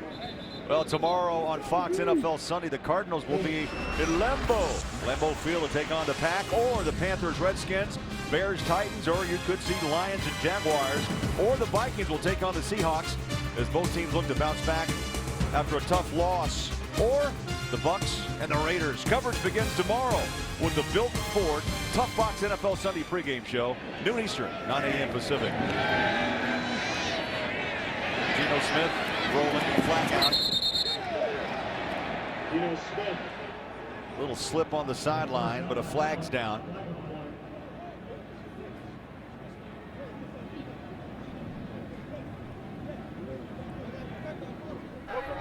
Holding on the defense, number 56. 10-yard penalty, first down. West Virginia's going to get completely bailed out. I want you to watch the wide receivers on this play. They absolutely thought that this was going to be a run. Geno Smith and West Virginia's offense clearly miscommunicating, because J.D. Woods wasn't even looking back, and Geno Smith is back there trying to throw the football to him. So the wide receivers and the quarterback not on the same page, but bailed out enormously by a holding call on the defense. Second hold on TCU's defense in this game. Here's a quick pass far sideline, and wrapped up quickly is Stedman Bailey. Where has he been today? We talked about it earlier, Petros. I don't know if it's been as kind of a decoy, but finally Bailey gets his hand on a football. A decoy for a bunch of series? I mean, we didn't know Stedman Bailey was going to play. He's been out there but doing nothing. That's the second time Geno Smith has targeted him, and he finally makes a catch. Second down, 5. Good protection. Oh, dangerous play. Coming back. Verrett nearly had an interception, number 2 for TCU. I think he was trying to find Bailey again. He's working against Jason Verrett, the Big 12's leader in interceptions. Limping just a little bit. You saw him kind of hop on one leg, and he didn't get any explosion back to the football. It almost allowed Verrett to get back and intercept that ball. That would have been his 5th interception of the season. 3rd down and 5. Geno Smith flushed out of the pocket, pulls it down. Little stutter step. Oh, he's going to be close to a first down. Mapunga was in that backfield again and chased him out. Now that yellow line is not official, but it sure looks like the spot of the ball is going to be short of the first down marker. They need to gain the 44-yard line. There's an injury on the field. That's David Johnson. He's on sophomore. 2 knees and getting the help up. He's had a really quality game. One of those motor guys. I was talking about him a bit earlier. Grew up around the Fort Worth area watching TCU. Was one of the bleacher creatures when he was a kid. Petro said, I don't know if Dana Holgerson's going to go for this or not, but his offense still on the field. Well, I think he wants to go for it. They need to get that rhythm. You know, Joel, last time we saw West Virginia, everything was predicated on that first down, and then the rhythm flowed. It just doesn't feel that way this time around. Yeah, you're absolutely right. They've had a real hard time with their rhythm. On a keeper. Holgerson's been the gambler in this ball game today. 4th down, that makes it now 3 out of 4 on 4th down conversions. Nothing like the keeper. Well, especially when your quarterback weighs 220 pounds. And here's this helmet rule affecting play once again. Geno Smith his helmet comes off, and now he's got to come to the sideline, and the backup quarterback has got to be on the field. Just a rule that sounded good on paper, that has just been absolutely atrocious when it's put into practice during actual game play.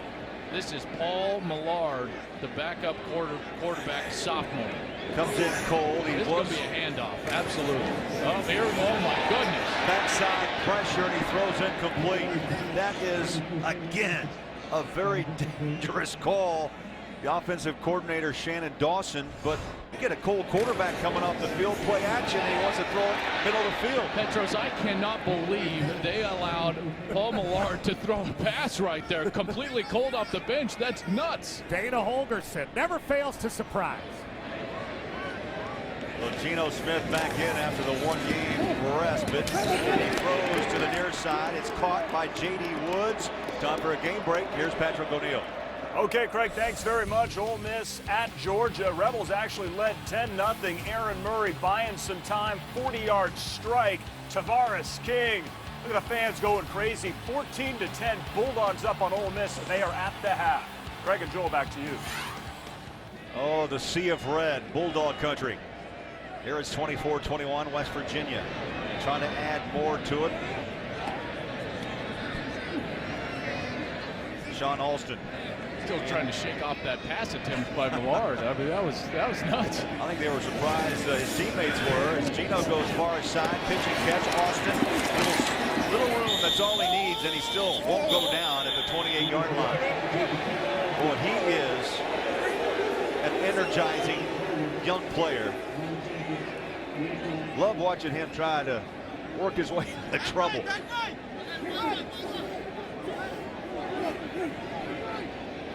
Pick up a 5. 7 minutes to play in the 3rd. Geno. Tough throw. Austin, the intended receiver. Joel, you're the old quarterback. I think it's one of the toughest throws in football. Especially the short out route to the field or to the wide side. Now, if it's a little bit of a deeper route, then you've got a better angle. But when it's a short out route, only 5 yards deep, 6 yards deep, that angle is incredibly tough because the defender is actually right between you and your wide receiver. 8th play of this drive. Smith tried a high hurdle. Boy, he is taking some punishment. He went flying, took a hit in the hips. Petros, there's your guy, Devontae Fields, coming in again. The true freshman has just done a heck of a job getting to Geno Smith during the course of this game. Yeah, and TCU is known as a defensive team. I mean, that's the strength of what Patterson coaches, and you see them bow their necks a little bit here in this drive, but this guy's been on a roll. This kicker, strong leg. Yeah, Bittenkurt back on after booting a 52-yarder. They'll place this down at the 33. This will be a 43-yard attempt off the far hash. The kick's away. No good. No good.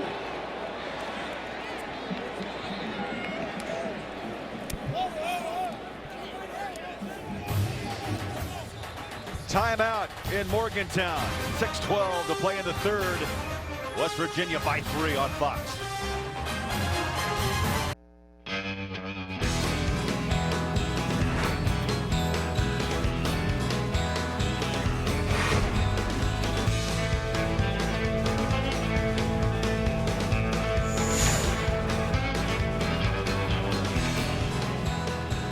We take you on a little drive through Morgantown.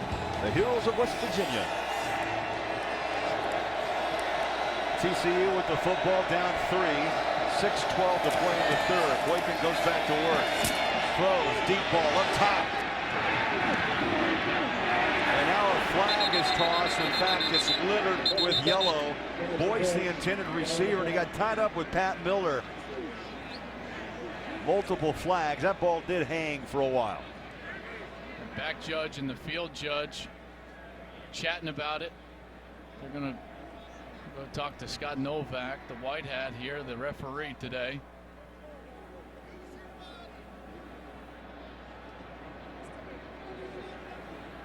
Here's the call. There's fouls against both teams. Pass interference on the offense, number 82. Pass interference on the defense, number 6. Penalties offset. First down. I wondered why there was such a discussion going on. If both of them had the same penalty, they would have just run right in and it would have been called.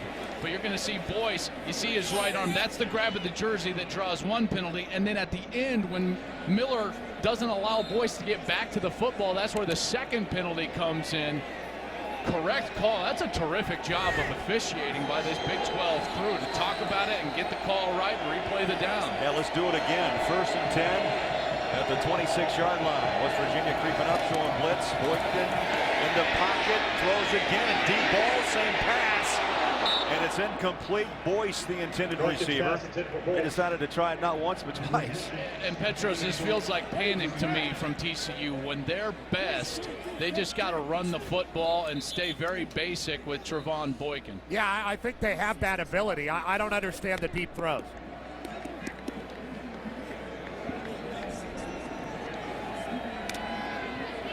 Gary Patterson, 12th year, 114 wins, the all-time winningest coach at TCU.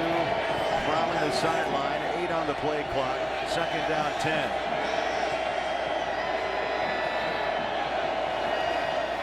Boykin gets a snap away, has to put it in his hands, wants to run. Now he throws on the run, and coming back to help is Cam White. But again, flags are out at the 25-yard line. Boykin looks like he was roughed up. Personal foul. Roughing the passer on the defense, number 31. Contact to the quarterback's head and shoulder area. 15 yards will be added to the end of the play. First down. This has been one of the best officiated games that we've seen all year. Clearly a late hit there on redshirt freshman quarterback Trevon Boykin. Let's bring in Mike Pereira, our officiating expert, our officiating insider. And Mike, these guys doing a heck of a job. The double pass interference, they got the late hit correct there from Scott Novak. Hey, Joel, I got to tell you, and only once in my career have I seen offensive and defensive pass interference. That was the best call I have seen all year. And that's also a good shot on the hit of the quarterback, because that's just that punishing blow in the head and neck area of the brain.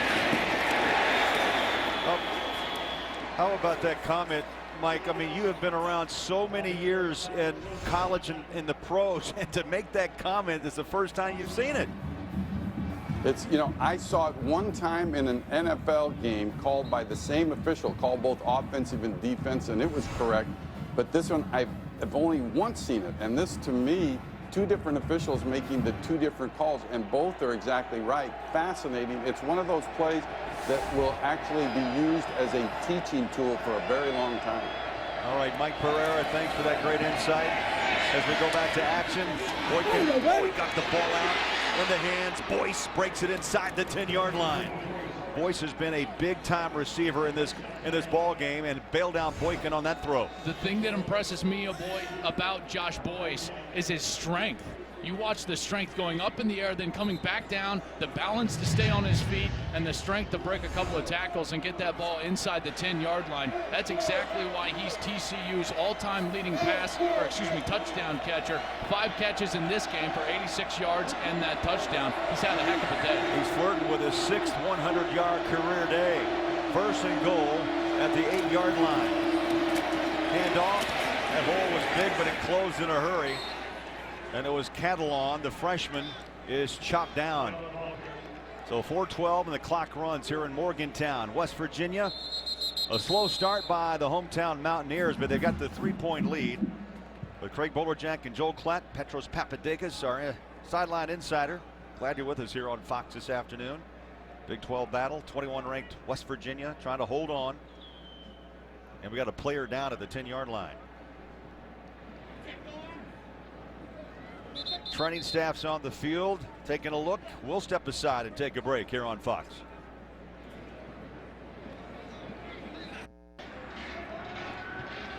Shaq Rao was the injured player, was able to walk off the field under his own power. Let's take a look at today's 4-game summary. Points off turnovers. Well, it was 14-10 in favor of TCU. Total yards, West Virginia 246, and Gino now over 10,000 career passing yards.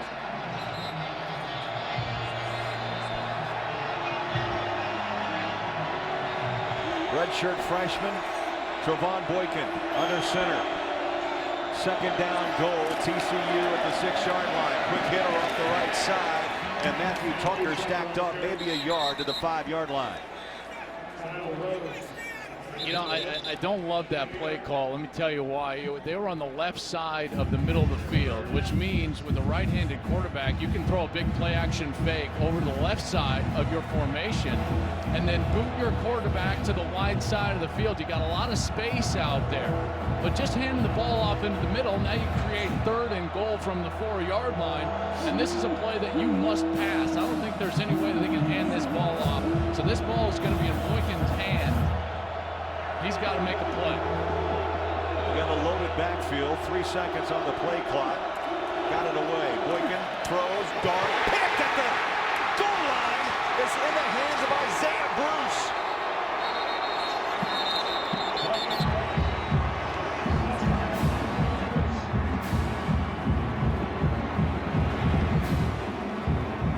First interception of the season for Isaiah Bruce. And that pick really puts the brakes on a TCU drive. And it was such a good drive. And Boykin made some great throws. He wasn't afraid all series long to try to fit that ball into tight spaces, but this time it backfires, and Gary Patterson can't believe it. Got to be so frustrating. Dana Holgerson on the other side, elated with the fact that his defense, again in a crucial situation, making a huge play. 7th interception of the season thrown by Boykin. And just when you think the Horned Frogs are going in to go on top, it's a turnover. Geno Smith back to work. Will start the drive to the 12-yard line. Tough catch by Garrison around the shoe top. And Craig, that's why I talked about that second down play call. It was forcing the hand of the offense. When the defense knows that it's going to be a pass, they can play the soft zone coverage even at the goal line and drop those linebackers into the slant zones. We just saw that graphic of the red zone troubles for TCU. They pitch it back to Austin. Breaks a tackle. And there's a hold back inside the 10-yard line. It's going to be a hold on Andrew Bowie, number 13. There is no foul for a block in the back. There was contact the entire time. 3rd down. Boy, I thought Bowie had a big grasp of the jersey of Devontae Fields, number 95, who looked like he was going to stop that play for about a 5-yard loss. But now still a 3rd down and long situation. 3rd down and 12. Shotgun, Geno Smith. Pressure from the edge, fires, and that ball's incomplete.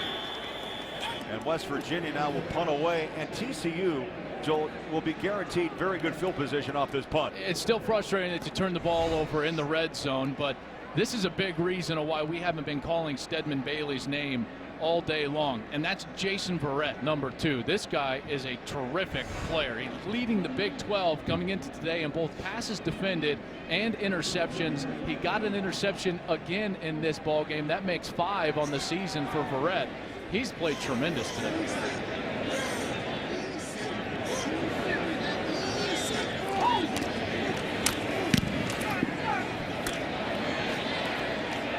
Dawson took a hit right at midfield, did not wait for a fair catch. And so the Mountaineers with a big hit. Carl Joseph provided the lick, the free safety. How about the true freshman, Carl Joseph? He's a pretty good player. If there was a player performance index, I think he'd be pretty high on that. Let's introduce the UPS Team Performance Index. It's a new statistical measure that looks at the efficiency of a team's offense, defense, special teams, miscues to define their competitive advantage. You can check out the UPS Team Performance Index throughout the year for a look at the logistics behind a winning team.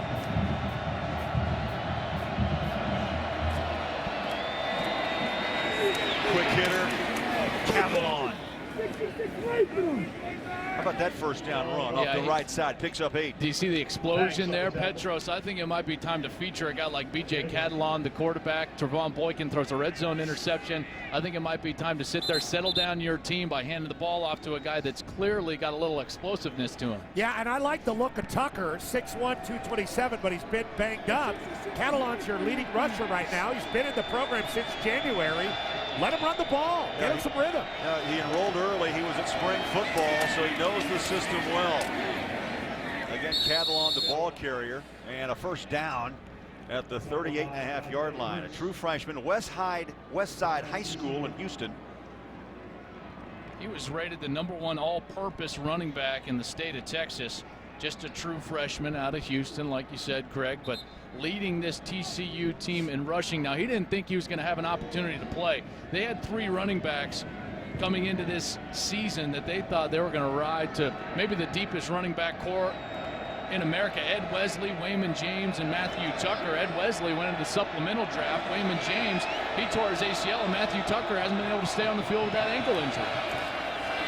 Boykin back to work, play action. And throws out in front of David Porter.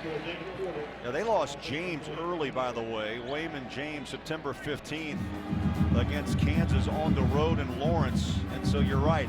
Catalon has been given the opportunity and has taken advantage of the situation. Ed Wesley was a 1,000-yard rusher the year that they went to the Rose Bowl and ultimately beat Wisconsin. Then Wayman James, their leading rusher from a year ago, and all those guys coming back, including Matthew Tucker. A lot of people talking about that was the best backfield in the country. And now all of a sudden you got a true freshman, B.J. Catalon, in the game on the road in a conference game.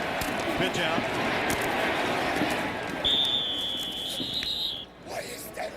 Catalon the ball carrier.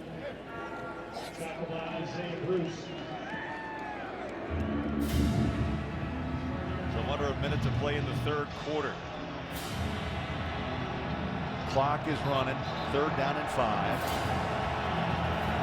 West Virginia's defense trying to get their fans up on their feet. It was big down here. Yeah. That's a huge down here.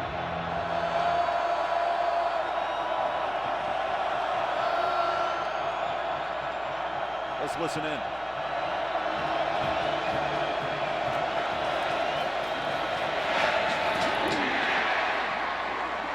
Boykin rushed that throw. It's incomplete. Cam White, the intended receiver, and Pat Miller's done a nice job. Both the corners of West Virginia have been very active today. So what do you do? 4th and 5. Late here in quarter number 3. You trust your kicking game. I think that you try to kick this field goal. Now, my view is very skewed. When I was playing, I had a guy named Mason Crosby as the kicker. He could make it from 70. This is probably the correct decision for Gary Patterson, knowing what his kicking game is like. With Jaden Overcrown. 4th and 5. Boykin. Flush. Using his legs. Has room. First down, and his cartwheel to the 25. Shaq Petaway made the hit. That's one thing Boykin brings to the table. Athleticism and a great pair of wheels. And a huge decision. We talked about managing the game coming in, and that is managing the game. Trevon Boykin, the redshirt freshman, picking up the biggest first down of the day for TCU. They'll have when we come back, down by 3.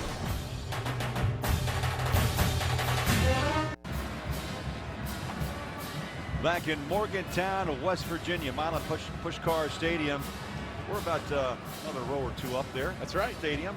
I tell you what, entertaining game. I have a feeling as this game continues on, whoever doesn't turn the ball over will walk away with a win. It seems to be about mistakes at this point. Which team is going to step up and not make the big mistake? We've seen the big mistake in the red zone from TCU on their last series, but now they get an opportunity right back, and they're moving the ball well.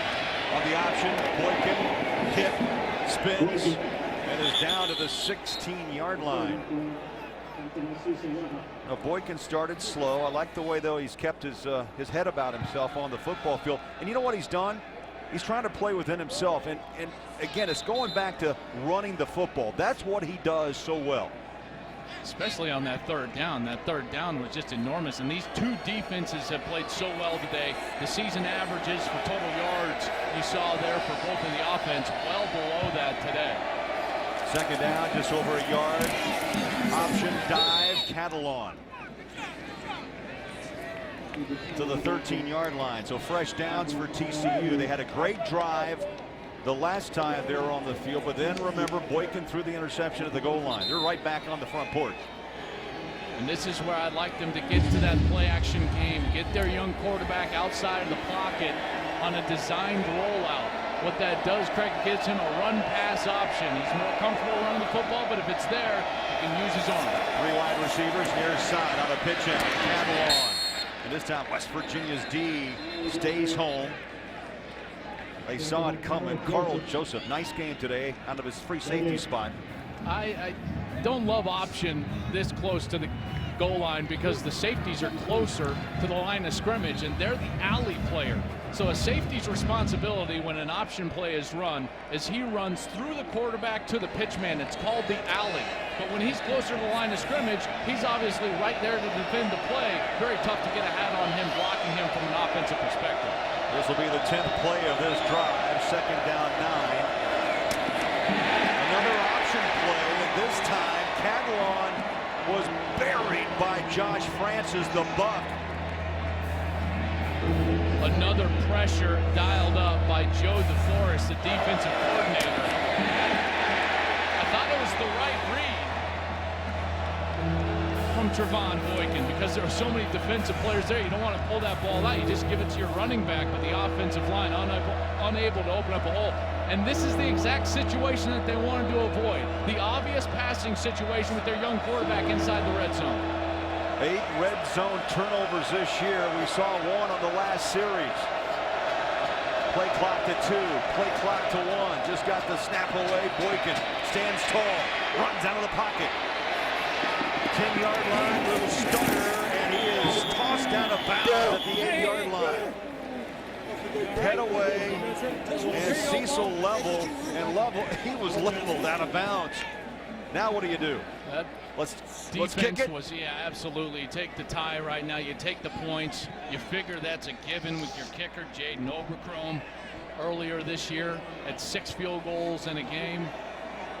Was the Big 12 Special Teams Player of the Week, but he is just a true freshman credit. This is last 2 after making 10 in a row. Little chip shot up and good. We are tied in Morgantown. TCU 24, West Virginia 24. When we roll back, Geno Smith and the Mountaineers back on the offense.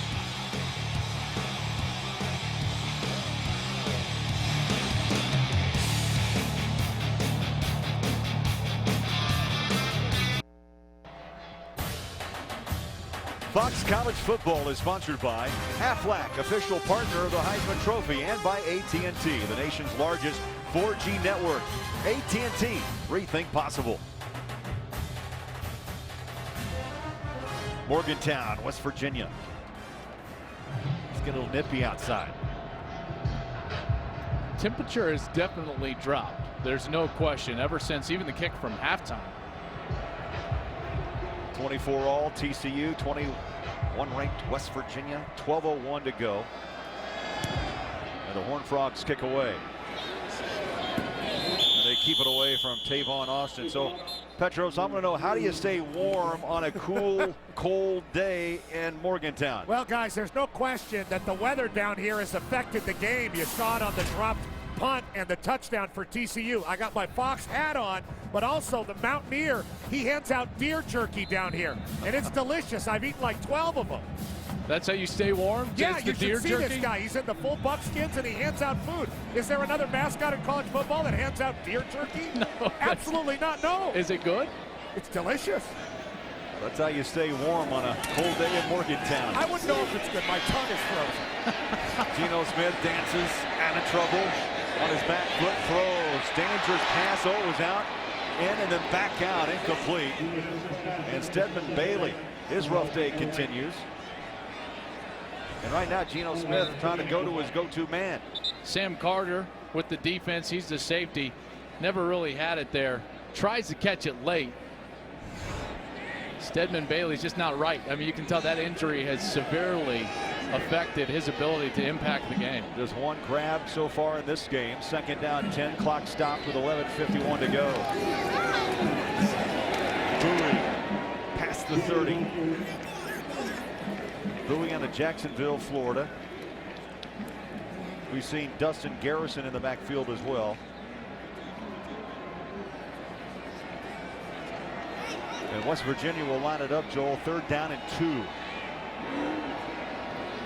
Just 5 of 16 on conversions. 3rd down today. 2 wide receivers, top of your screen. First down. Bowie crashes past the first down marker, and a game break back to LA. Here's Patrick O'Neill. All right, Craig, thanks very much. Georgia starting to open things up on Ole Miss. Aaron Murray, 42 yards to Malcolm Mitchell. Mitchell, start of the year as a cornerback. Now returning kicks and scoring touchdowns. Craig and Joel. That's one diverse young man. Georgia looks like they've taken control as Bowie races up the middle again. There's a pickup of 5, Joel, on first. And first down success. They told us they went back in a self-scout. They looked at every time that they punted. Only 2 times they punted this season when they actually got positive yards on first and second down during that set of downs. Another quick hitter, not much. Bowie is taken under by a wave of white led by Devontae Fields. Also Hunter, Chucky Hunter, defensive tackle. They both have played very well up front. Hunter goes 305, Fields just 240, but boy, he is all over the place. 14 tackles for losses, as you mentioned, #1 in Big 12 play. Smith flushed. Tries to throw a sidearm, and that is a dangerous play by what would be a very smart quarterback.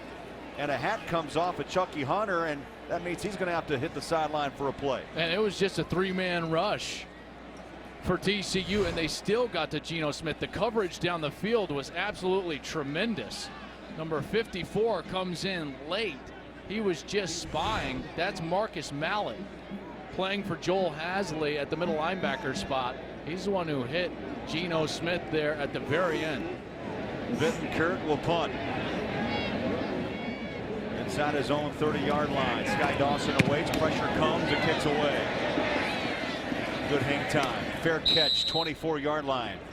Got a good one brewing in Morgantown. 9:56 to play. We're tied at 24. And the emotion of the West Virginia Mountaineers and the Horned Frogs of TCU down the stretch on Fox.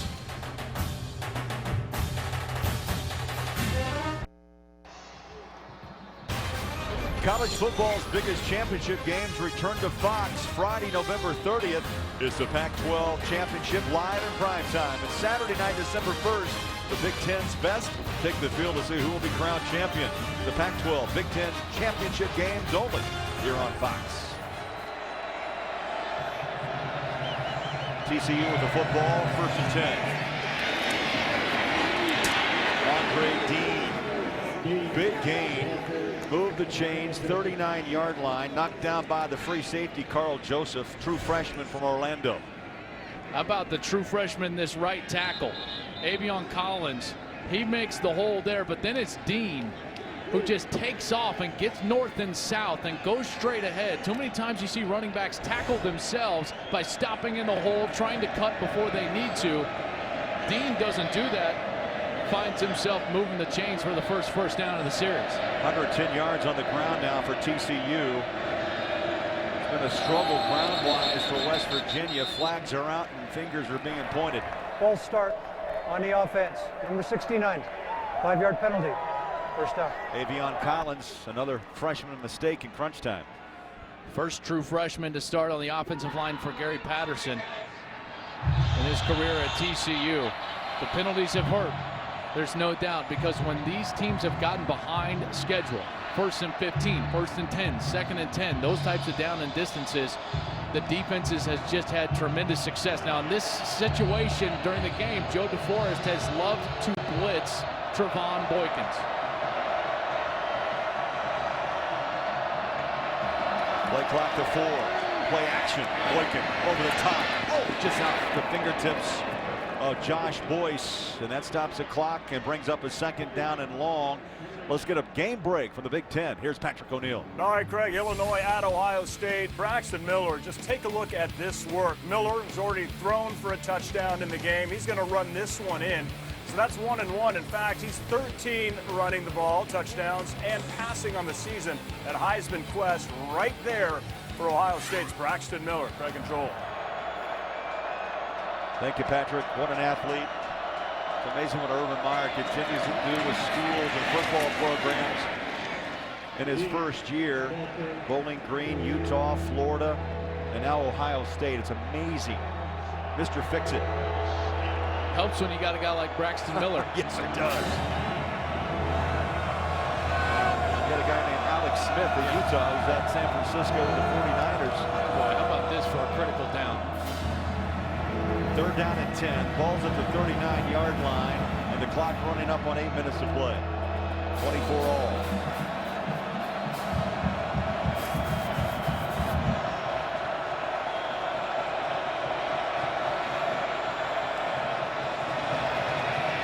Boykin flushed, tucks and runs, weaves his way for a 1st down and steps out of bounds. So going to mark him at the 49. And this young man, he felt the pressure from the edge and he took off. Well, you see his running ability. He has got tremendous legs. The cut right there to split the defenders and then move the chains. His first week is starting after Casey Paul Hall got dismissed from the team to enter drug rehab. He was actually a running back that week. They moved him to running back the week of the Iowa State game for 2 days. Paul Hall gets the DUI, gets suspended from the team. Trevon Boykin got 1 day of practice before his first start this year as a starting quarterback for TCU. Went in there, did all right. They ended up losing the game. They were undefeated going into that game. They lost to Iowa State. He comes back against Baylor, was very efficient in a 49-21 win. And now in just his 3rd road start of his career, he's showed a lot of poise and done exactly what Gary Patterson has asked him to do, which is just manage the game. And when it's there for him to run, he's done that and got some huge conversions out of it. There was some speculation whether or not Boykin would play today with a left leg injury that he suffered late in that Oklahoma State game, but he's played terrific. Slings it downfield in traffic. Up goes. Nope, they're going to wave it incomplete on the hands of Boyce. And he had possession, but not long enough. It's incomplete at the 30-yard line. Petros, it's pretty clear that for a young guy, he's locked in with Josh Boyce because Boyce has been in some traffic and he still tried to go there. Yeah, he tries to fit it in a window, and Boyce has pretty strong hands. You know, you're talking about Boykin's running ability, Joel. He does have the lead of a tailback when he takes off with the football. I mean, he leads to the sticks and really gets his legs going. I really like this kid. I think on 3rd down, they should move him outside of the wide side, see what he can do. I agree. Get him out of the pocket, but out of an empty set, that's very hard to do without a play action set, so this is going to be a pocket pass. 3rd down and long. Boykin, the rush comes. Slings it, incomplete. Behind Andre Dean. Boy, he had him. Dean was wide open in the middle of the field. Boykin gets away from the rush, up to the line of scrimmage. The rush got to him pretty quick. A blitz by West Virginia. Keeps his eyes downfield. The ball just behind the intended receiver, Andre Dean, who can't go back and catch that ball. Perry will try to pin West Virginia back. He shorts. That's a little short kick at the 20. Call that the 15-yard line. So he pooches it and no return for Tavon Austin. Geno Smith back to work when we come back on Fox.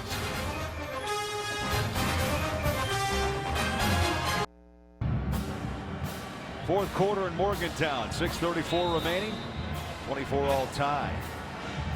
Fans, tell us what you think and vote on the College Football Social Poll of the Week.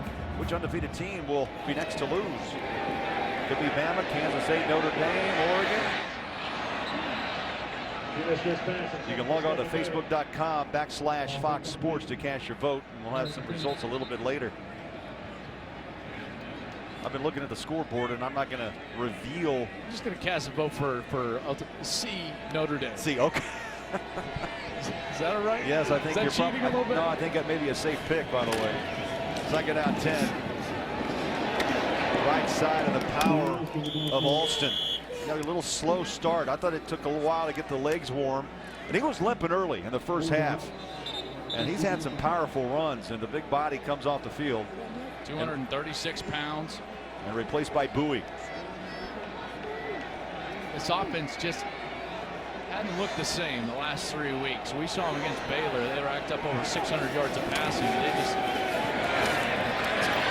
Geno Smith throws that ball up over the top and off the hands of Bowie.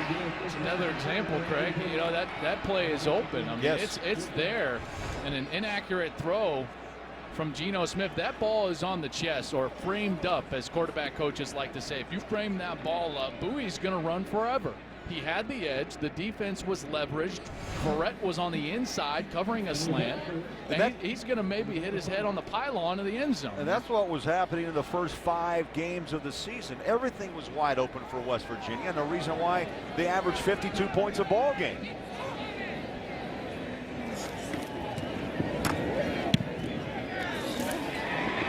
Dawson pedals back, 35-yard line. Spins out of one tackle. Going the opposite way, trying to hug the sideline, still on his feet. That's a great return.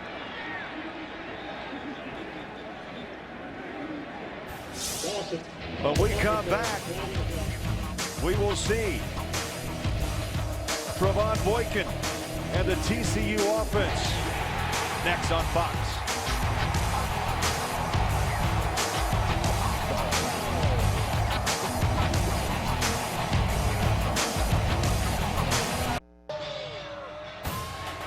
Fox College Football is sponsored by UPS. Let UPS put the power of logistics to work for you. Now the lights are on, and it's cooling down in Morgantown. But Dana Holgerson is one heated coach. 24 all time under 6 minutes ago. Back to work goes Catalon, the freshman tailback for TCU. They've had more success when they get Andre Dean or BJ Catalon going downhill. You know, this stuff on the edge against this 3-4 hybrid style of defense that West Virginia is playing under Joe DeForest just really isn't working. They've got too much athleticism on the outside, but when they've gotten downhill and tried to crease them, they've had a lot more success in this second half, rushing for 107 yards. A pickup of 3, second down 7 as we hit the 5-minute mark. Landon Carter goes in motion. Nothing. Catalon, maybe a yard. Let's get a game break. Busy day. Here's Patrick O'Neill. Yeah, the rankings about. Patrick, thank you. You make a great observation that the polls will go upside down again this week. Yes, they will. Seems like every November. Yes. TCU third downs in this ball game, 4 of 14. They need 6 to move the chains. Boykin, shotgun. Out of the pocket, pressured, and will not escape West Virginia's defense. Maybe one of the biggest, if not the biggest play of the game. And this defense, so much written about, talked about the fact that they couldn't stop anybody. Last in the country when it comes to pass defense coming into today. 362 yards a game. And they have played their butts off. You talk about emotion from a defense, rising to the occasion from a defense, playing with a sense of urgency. They've done that today here in Morgantown. Perry, big punt. Austin, watch out, 50, 40. Austin, goodbye. Touchdown, West Virginia.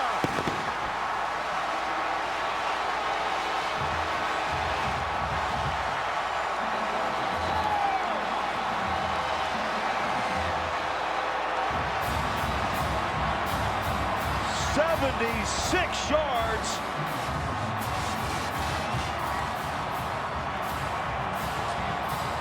Electric.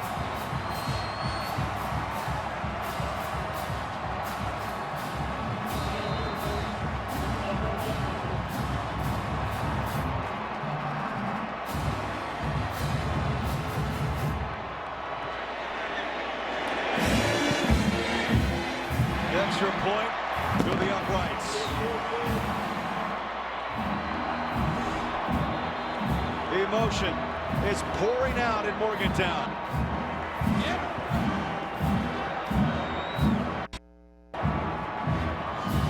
"31 push-ups. I'm counting. We're to 29, 30, 31. Here it is again. Couple of double moves, and right there, gone. And that's why he was the Big East Special Teams Player of the Year a year ago. So dynamic, so electric. He has put the Mountaineers on his back today. The touchdown in the first half with the electric run, and now the punt return in the second. Tavon Austin now 200 all-purpose yards against TCU today. Waving a towel. He's dancing. Oh, he's he dancing for everybody. A lot of football left. 3:18 to go. TCU with Brandon Carter on the return. Oh, he's knocked back at the 15-yard line. Well, you like what you're seeing here. How about tonight after our game? Fox College Saturday doubleheader continues with a Pac-12 showdown. 4th-ranked Oregon looks to keep their national title hopes alive as they will battle 17th-ranked USC. Coverage of Fox College football presented by Reese's follows here on Fox. And my hope for all of you watching is that that game is just as good as this one has been.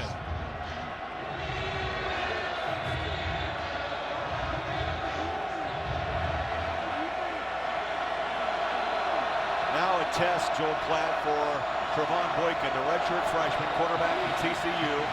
He's flush from the pocket, uses those legs and picks up maybe 6 yards at the 20-yard line. Petros, Tavon Austin has just been the West Virginia team today. Yeah, he's the king of West Baltimore, Maryland. Elite speed, and that's why he's so great in the short passing game, Joel. It's that acceleration, that burst that we saw there. You don't see that with a lot of players. Really special. 3 wide receivers stacked up top. On 2nd down and 4, slingshot it. It's going to be incomplete. It was Catalon, the intended receiver, but a little bit low. 3rd down and 4. And the bell chimes again here at Morgantown. West Virginia has been great on 3rd down today. They came in 117th in the country. They've been great against the pass. They came in dead last, 120th in the country. This defense has risen to the occasion. They were challenged during their bye week, and another opportunity in front of them now on a 3rd and 4. They empty the backfield. Boykin with 5 wide receivers. Mountaineers show blitz. Here they come. Quick throw, far side. It's a hop and a skip. Catalon incomplete, and Will Clark and company, along with Kyle Rose, brought the heat. That's just poor offensive design. Trying to throw hot versus the blitz all the way to the outside of the field on 3rd down, backed up on your own 20-yard line. That's not what you want your quarterback trying to do, especially a redshirt freshman. You have to design inside hot routes, side adjust routes that will go north and south and take advantage of vertical seams created by man-to-man pressure. TCU's been unable to do that. Dana Holgerson's got to be thrilled with the defensive production he's gotten from Joe DeForest's unit. We'll keep it here. You see the timeouts remaining. TCU still with 3, West Virginia with 2. And time now for today's Reese's perfect play. What could it be? Yeah, that's easy. But the punt return That's easy. for Mr. Austin. Brought this stadium down. And right when they needed it. Off the huge 3rd down stop from their defense. We talked about the passion that their defense played with. And Tavon Austin's going to get another opportunity right now. Ball is punted, and it is shanked out of bounds. And they're going to mark it at the 47-yard line. I can see why you don't want to punt towards him. I mean, look at how Tavon Austin has completely turned this game around. First half with his long reception, even though it was just kind of a shovel pass in the backfield. The punt return, now they're kicking it away from him, giving the offense great field position. This is what a tremendous ball player will do for your ball club. He affects every facet of the game. 2:31 to play. The job now for TCU. Stop Geno Smith and Tavon Austin. They go right to Tavon. Now remember, the Horned Frogs with 3 timeouts. And they'll use one here. And we'll step aside. Timeout in Morgantown.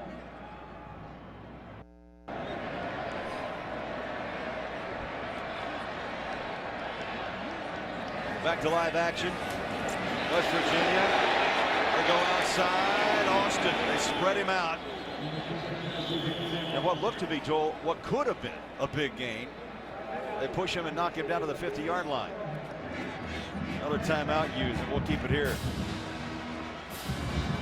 So 1 timeout remaining for TCU. And coming up after our game, don't forget the AT&T Fox College Saturday Game Break Show. A lot to talk about. Of course, updating that potential upset. Notre Dame, number 3 in the country, undefeated when they walked in the stadium today. Big 12 breakdown. Also, the look ahead to primetime matchups, and plenty tonight in primetime. You ask me, November, crazy stuff always happens. I mean, Pitt is beating Notre Dame on the road in South Bend. I don't think that Alabama and Oregon get out of tonight unscathed. One of those teams is going to lose on the road, either Alabama at LSU or Oregon at USC. Bold predictions.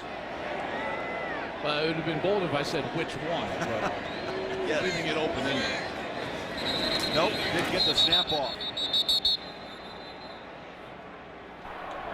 Before the snap, delay game, offense, 5-yard penalty, 3rd down. Never understood that, how an offense and a quarterback and a play caller can allow that to happen coming out of a timeout.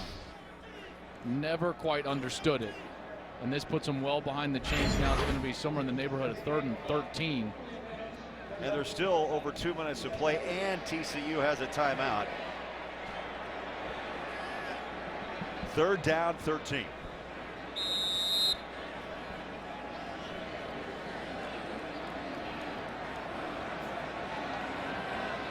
Two wide receivers, top and bottom. And Bowie in the backfield with Geno Smith. The play is safe, and Bowie is taken down at the 47. Chucky Hunter and Mallet, number 54, in on the stop, and the final timeout now used by the Horned Frogs.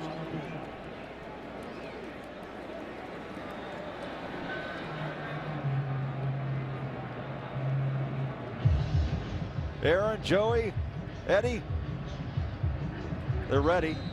Got a lot to talk about. Good day in college football already so far, and Oklahoma took care of business here in the Big 12 up in Ames.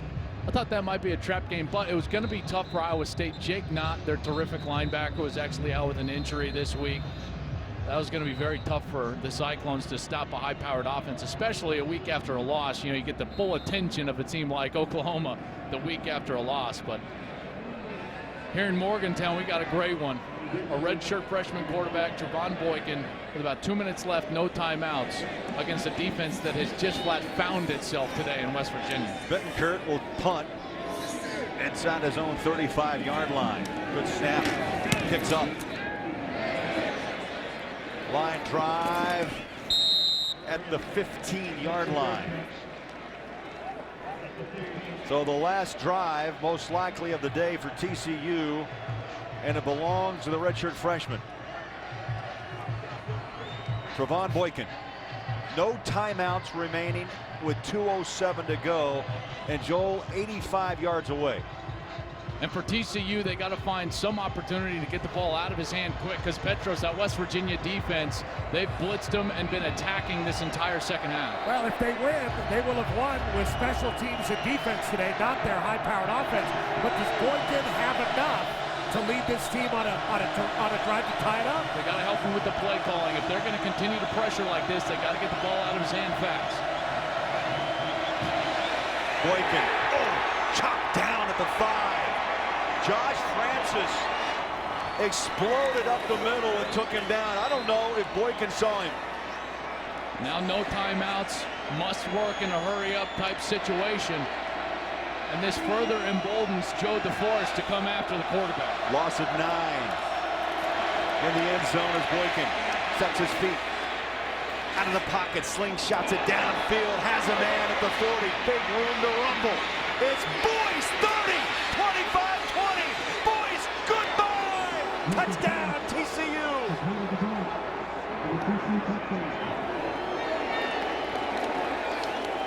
The impossible. 94 yards.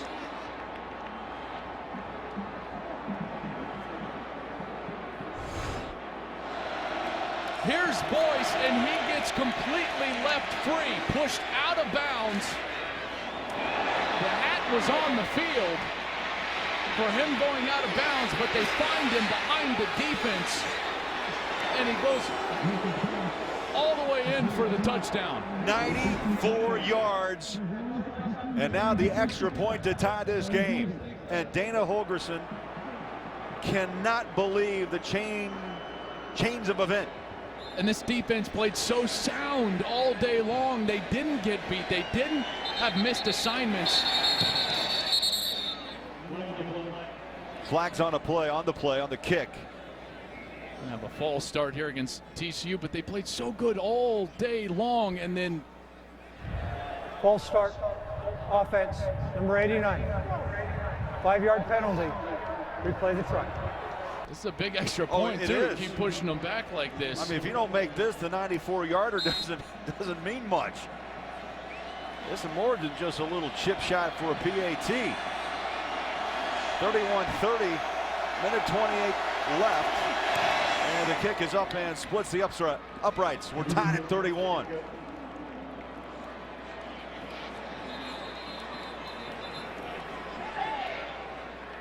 Let's take a look back at that touchdown, and it starts with Trevon Boykin and his ability to escape pressure. You see the guy at his feet, he escapes and gets out. Now right here, this is when both the safety and the corner start worrying about Trevon Boykin as a runner. And at that point, Boyce is left wide open on the sideline, and that missed assignment causes Boyce to have green grass in front of him to the end zone. Just a blown coverage by West Virginia's defense. Cecil Level was a walk-on, awarded a scholarship. This is the first game that he's ever started in his college career. The safety number 24, a senior from Fayetteville, Georgia. He had to change positions. He wasn't even a safety before this year. So here's a guy that's had no experience seeing a quarterback run out of the pocket for the first time. He takes his human instinct and runs up as a defender and gets burned because of it. No return for TCU on the kick. And Geno Smith goes back to work. What looked to be a victory in the bag for the Mountaineers, the 94-yard touchdown. And now we're looking at potential overtime, but remember, two timeouts remain for West Virginia. A minute 28 on the clock and a wild one in Morgantown. 3 wide receivers, top of your screen. Smith in the pocket, throws a dart, far side. And right on the button is J.D. Woods. He's out of bounds, stops the clock. Just to clarify, the rule between college and the NFL is much different. If you're forced out of bounds in college football like Josh Boyce was on that touchdown play, you're eligible to touch the ball first. In the NFL, that's actually not the case. Smith, short side of the field. And they work it out of bounds again. Woods with another catch. Boy, lots of time left, 2 timeouts, and all they need is a field goal. We've already seen Bittenkurt make a 52-yarder today. He did miss a couple of field goals on the day. He's 1 for 3. Right now, West Virginia using the sidelines to their advantage, but they do have 2 timeouts. There's an option. And Geno Smith pulls the ball. That ball's down. Did they blow a whistle? I didn't hear one. That ball was out before a whistle. Mallett's got the football for TCU. They ruled that day based on forward progress. Both linesmen just came in for the spot, started signaling for the chains to move. Now with 1:05, the clock will wind, and West Virginia's in business. Under a minute to go, 31 all time. TCU and West Virginia.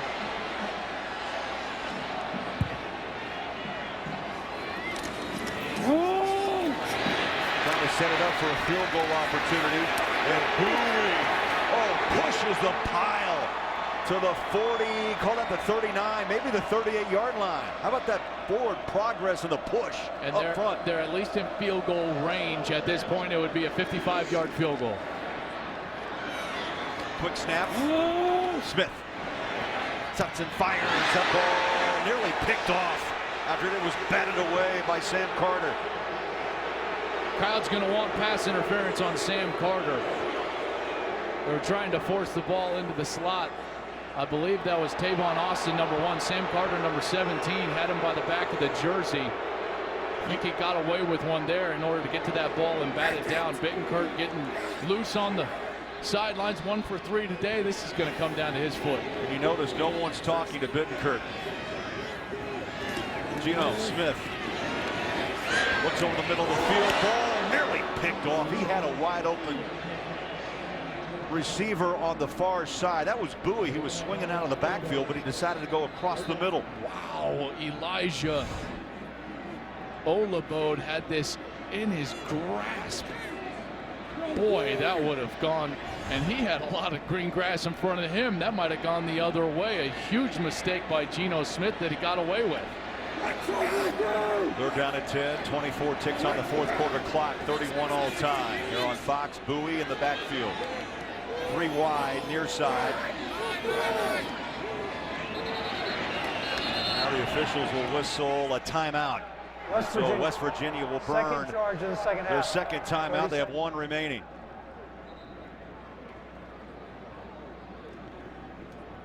Boy, coaches can pull their hair out of their heads on a game like this. Let's get a game break. A wild day in college football. Here's Patrick O'Neill. Well, it is not over in South Bend because the Irish are getting back on this one versus Pittsburgh. Everett Golston throwing back. T.J. Jones 11 yards for the touchdown. Now they missed the extra point. Still a 1-possession game, 20-12 hit up on 3rd-ranked Notre Dame. Greg and Joel. Thank you, Patrick. Here it's 31 all with 24 seconds to play. 38-yard line at TCU is West Virginia. Geno Smith going back to work. Looks downfield. Home run ball. Up top he goes. Incomplete. J.D. Woods was the intended receiver. He had one-on-one coverage with Kevin White. Here we go. Bittenkurt hit a 52-yarder. He's 1 of 3 in this game. They're going to line this up. He'll be kicking it right from the 45-yard line. 55-yard field goal for the game. And the career long made earlier of 52. Here we go. Good snap, kicks away. No.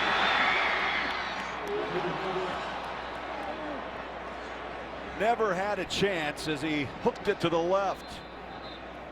And 13 seconds to go. 31 all in Morgantown. I'm surprised that the offensive play calls weren't trying to help out Bittenkurt, getting him closer than 55, because the 52-yarder he made earlier, which was a career long, barely got over the crossbar. A couple of runs there rather than the passes that were incomplete as Dana Holgerson and Shannon Dawson look on for the potential game-winning field goal. Patterson's reaction. New life. He's got new life. I thought they should have run the ball, gotten a little bit closer. Now Boykin with 13 seconds on the clock before we go to overtime. He's flushed from the pocket and tries to throw that ball as he's down on a knee. Incomplete's a call. And coming with pressure was Francis, the Buck, number 4. I think it might be time to just take a knee and play for overtime. You know, the amount of mistakes we've seen on both sides of the ball. I mean, Geno Smith, a couple of snaps before they tried the field goal, he threw it right into the arms of the safety from TCU, and that's exactly what Gary Patterson will choose to do. Take the knee, play for overtime. Boykin on a knee. And that's what they'll do.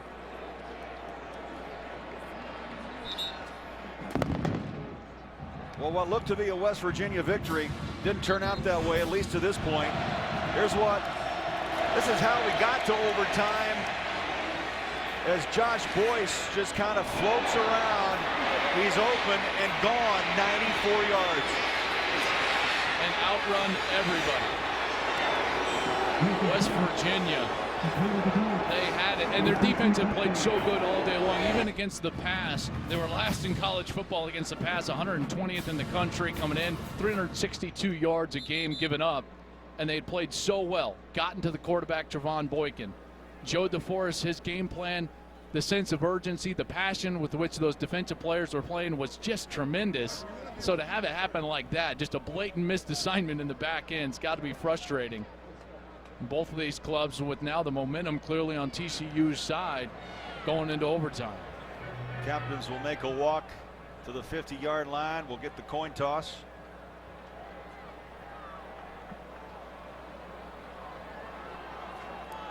Okay, rules for overtime. We'll flip the coin again. TCU, you will call the toss.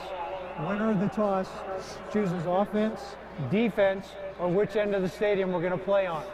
Each team has one timeout per overtime period, and if we get to the third overtime, if you score a touchdown, you need to go for a 2-point conversion. What is your choice? Choice is tails.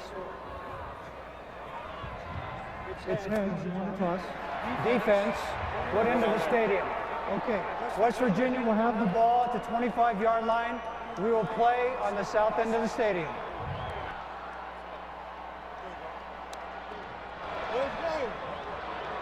So here we go. Boykin's on the phone. TCU, West Virginia set for overtime on Fox.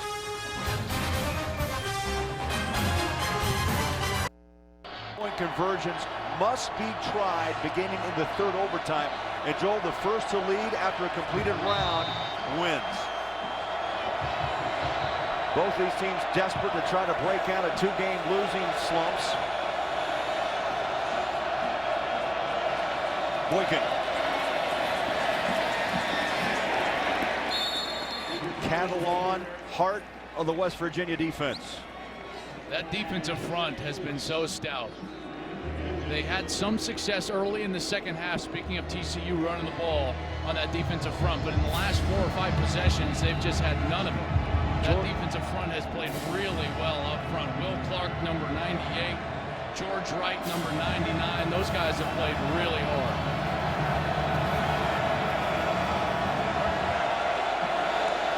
Second down and 8. Shotgun, Boykin, play action. Wants the home run. On top, man coverage and out of bounds. It was Cam White, number 88, the intended receiver, and Pat Miller has provided some great coverage on the edge.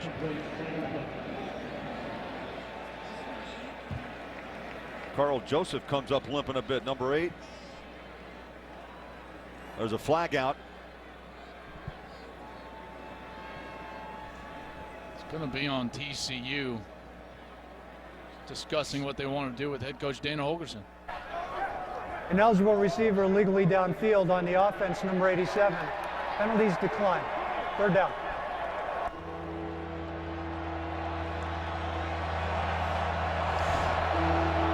This is the end of the play. Not very close. Great defense being played by West Virginia. That was number 8, the true freshman, Carl Joseph.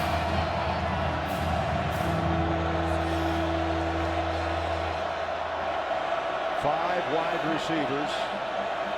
3rd down today for a 16. Quick slant. Not much. Carter. Taken down at the 20.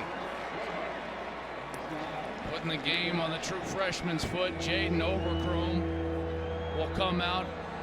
Been good today, but has missed some field goals in the past couple of weeks for TCU, and a big one here. Hit from 26. His numbers this year, 15 of 19. They'll mark this down at the 27. This will be a 37-yard attempt. No.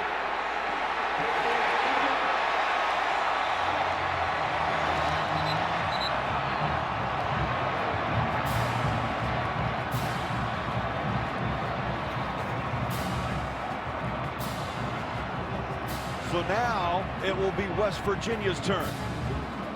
And you'll probably see some very safe play calls. Jaden Overcrome now 50% on the day. Good snap, good hold.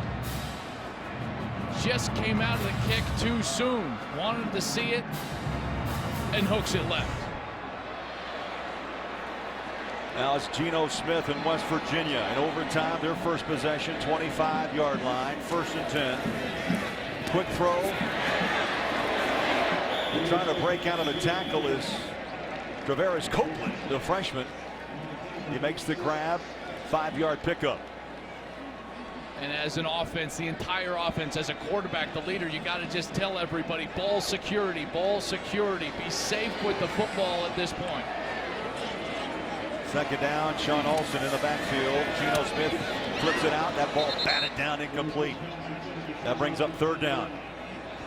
John Kuntz, I think, got his hands on that ball, number 97, and batted it down. And you can tell Geno was hesitant to go down the field on that one. He wants to make sure if they're going to put the ball in his hands and he's going to put it down the field, that he's got a completion. Doesn't want to put this ball at risk. And now with Sean Alston in the backfield, I think you might just see a run and a field goal attempt. 3rd down and 4. Quick throw, far side. Little pitch and catch. Copeland again. And maybe a yard to the 19-yard line. Now remember, Bittencourt today, 1 of 4 on field goal tries. And Dana Holgerson does not look like a happy head coach. TCU's defense does exactly what they needed to do. Force a long field goal attempt. Bittencourt made from 52, long misses, 50, over 40, and then the 55-yarder at the end of regulation. We'll mark it at the 26. This will be from 36 yards in the win for West Virginia. He kicks up.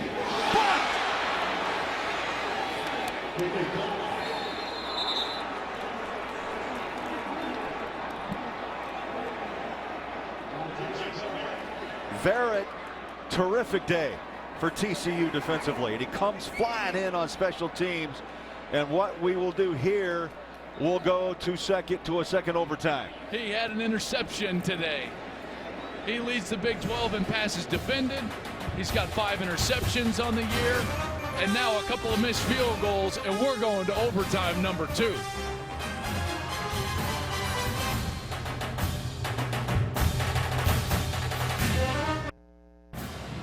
So the second overtime here in Morgantown. They flip-flop on offense. So again, West Virginia with the football at the 25-yard line. Both teams missing field goals in the first overtime period. Geno Smith dancing, looking, ball hangs up. Oh! Touchdown! And a flag's out. Stedman Bailey. And let's see what this flag's about. Pass interference on the defense number 2. Penalties declined. Touchdown. Jason Verrett has had such a good game against Stedman Bailey. And Geno Smith goes right to him. The first play of overtime number 2. And Verrett's got him locked up on the double move. He's got good coverage, but he never turns back around. That's great execution from a quarterback and wide receiver. 3rd catch of the day for Stedman Bailey that puts West Virginia on top in this second overtime. That stop-and-go move was very impressive by Bailey. It was, but Verrett still had the coverage. You know, it didn't allow Verrett to go and defend the ball, which was the key to the whole route, as he was in catch-up mode and couldn't turn back and actually defend the ball. 15th touchdown catch now this year for Stedman Bailey. That's first in the country, his 31st in his career. He's the West Virginia all-time leader. And because Verrett was in recovery mode, that's why he couldn't look back and actually get to that ball and bat it down. And Bailey did a nice job, I thought, of not extending his arms and pushing off. It felt like there was an opportunity there late. He had his hands up, and then he pulls them back and just receives the ball. That's a pretty savvy play by a veteran wide receiver.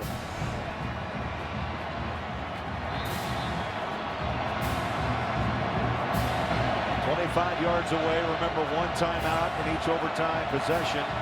That's what you need to push a third. Boykin. In round. Now the pass. My, oh my. Fuller, tight end, trickery, touchdown, PAT to come. Playground, you just ride it up in the dirt. Brandon Carter with the touchdown pass. Unbelievable. Petros, the resiliency of this team, unbelievable, with an important PAT to come. For such a young team, you just can't imagine how they keep on bouncing back in this football game. What can you say about Coach Patterson and his team and the way they keep on rising from the dead, so to speak, here on the road? The reverse pass from Brandon Carter. Here he is lined up on the left side. The ball is handed off in the backfield to Catalan, the true freshman. Goes back to Brandon Carter, the sophomore. He drops it over the top to Corey Fuller, the senior. First touchdown of the year for Corey Fuller. Only his third reception. Unbelievable. But you got to credit that the offensive play call. They haven't done anything offensively except for the complete blown coverage at the end of the game by West Virginia, and then now some trickery, a creative play call, take basically the game out of your offensive line's hands, because they've been dominated here in the second half and in the fourth quarter more specifically, and you take it out of their hands, and with a creative play call, it's a tremendous job. We ran that play when I was in 7th grade, and they are for two. How about this?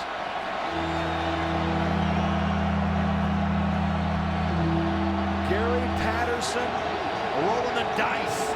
Here it's the second overtime. Boykin slingshots it low. Did he catch it? Yes! Josh Boyce! And in double overtime, the gamble pays off. TCU on the road beats West Virginia.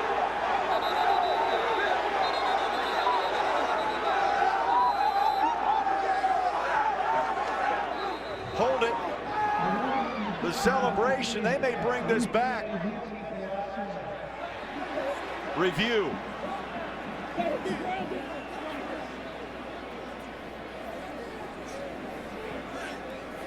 Joel, I wanted to wait. The official right on the spot put his hands up, and now the review's underway. Did it take a bounce? Let's take a look. Boykin rolling to his right, throwing to Josh Boyce. The ball is low, tough to see. Looks like it shifts in his hand, in that right hand. It would have been tough for him to catch it in his bicep like that. This will be a better look. Hands underneath the ball. Oh, that's tough. Boy, that's tough to see. Craig, there's not enough to overturn that.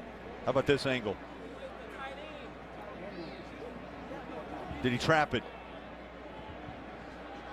Looked like it hit off the forearm. On that angle, that's tough. Petros, did you have a good angle down there? You know, I definitely saw the ball bounce. Now, whether or not it bounced off his forearms or the ground, it's tough to say. And like you said, with the way his body was blocking the ball, it might not be enough. There is such confusion down here right now, and it's a good job by the officials. After review, the ruling on the field stands as a completed catch and a two-point conversion. The game is over.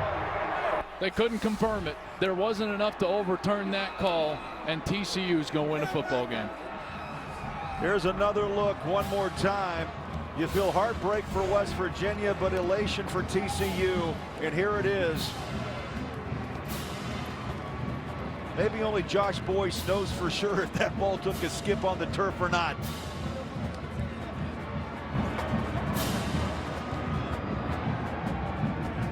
What a wild one. TCU in double overtime. 39-38 over West Virginia. For Joel Klatt, Petros Papadegas, our entire Fox crew. Craig Bolerjack saying so long. Let's take you now to Aaron Andrews at the Fox Studios for the AT&T Fox College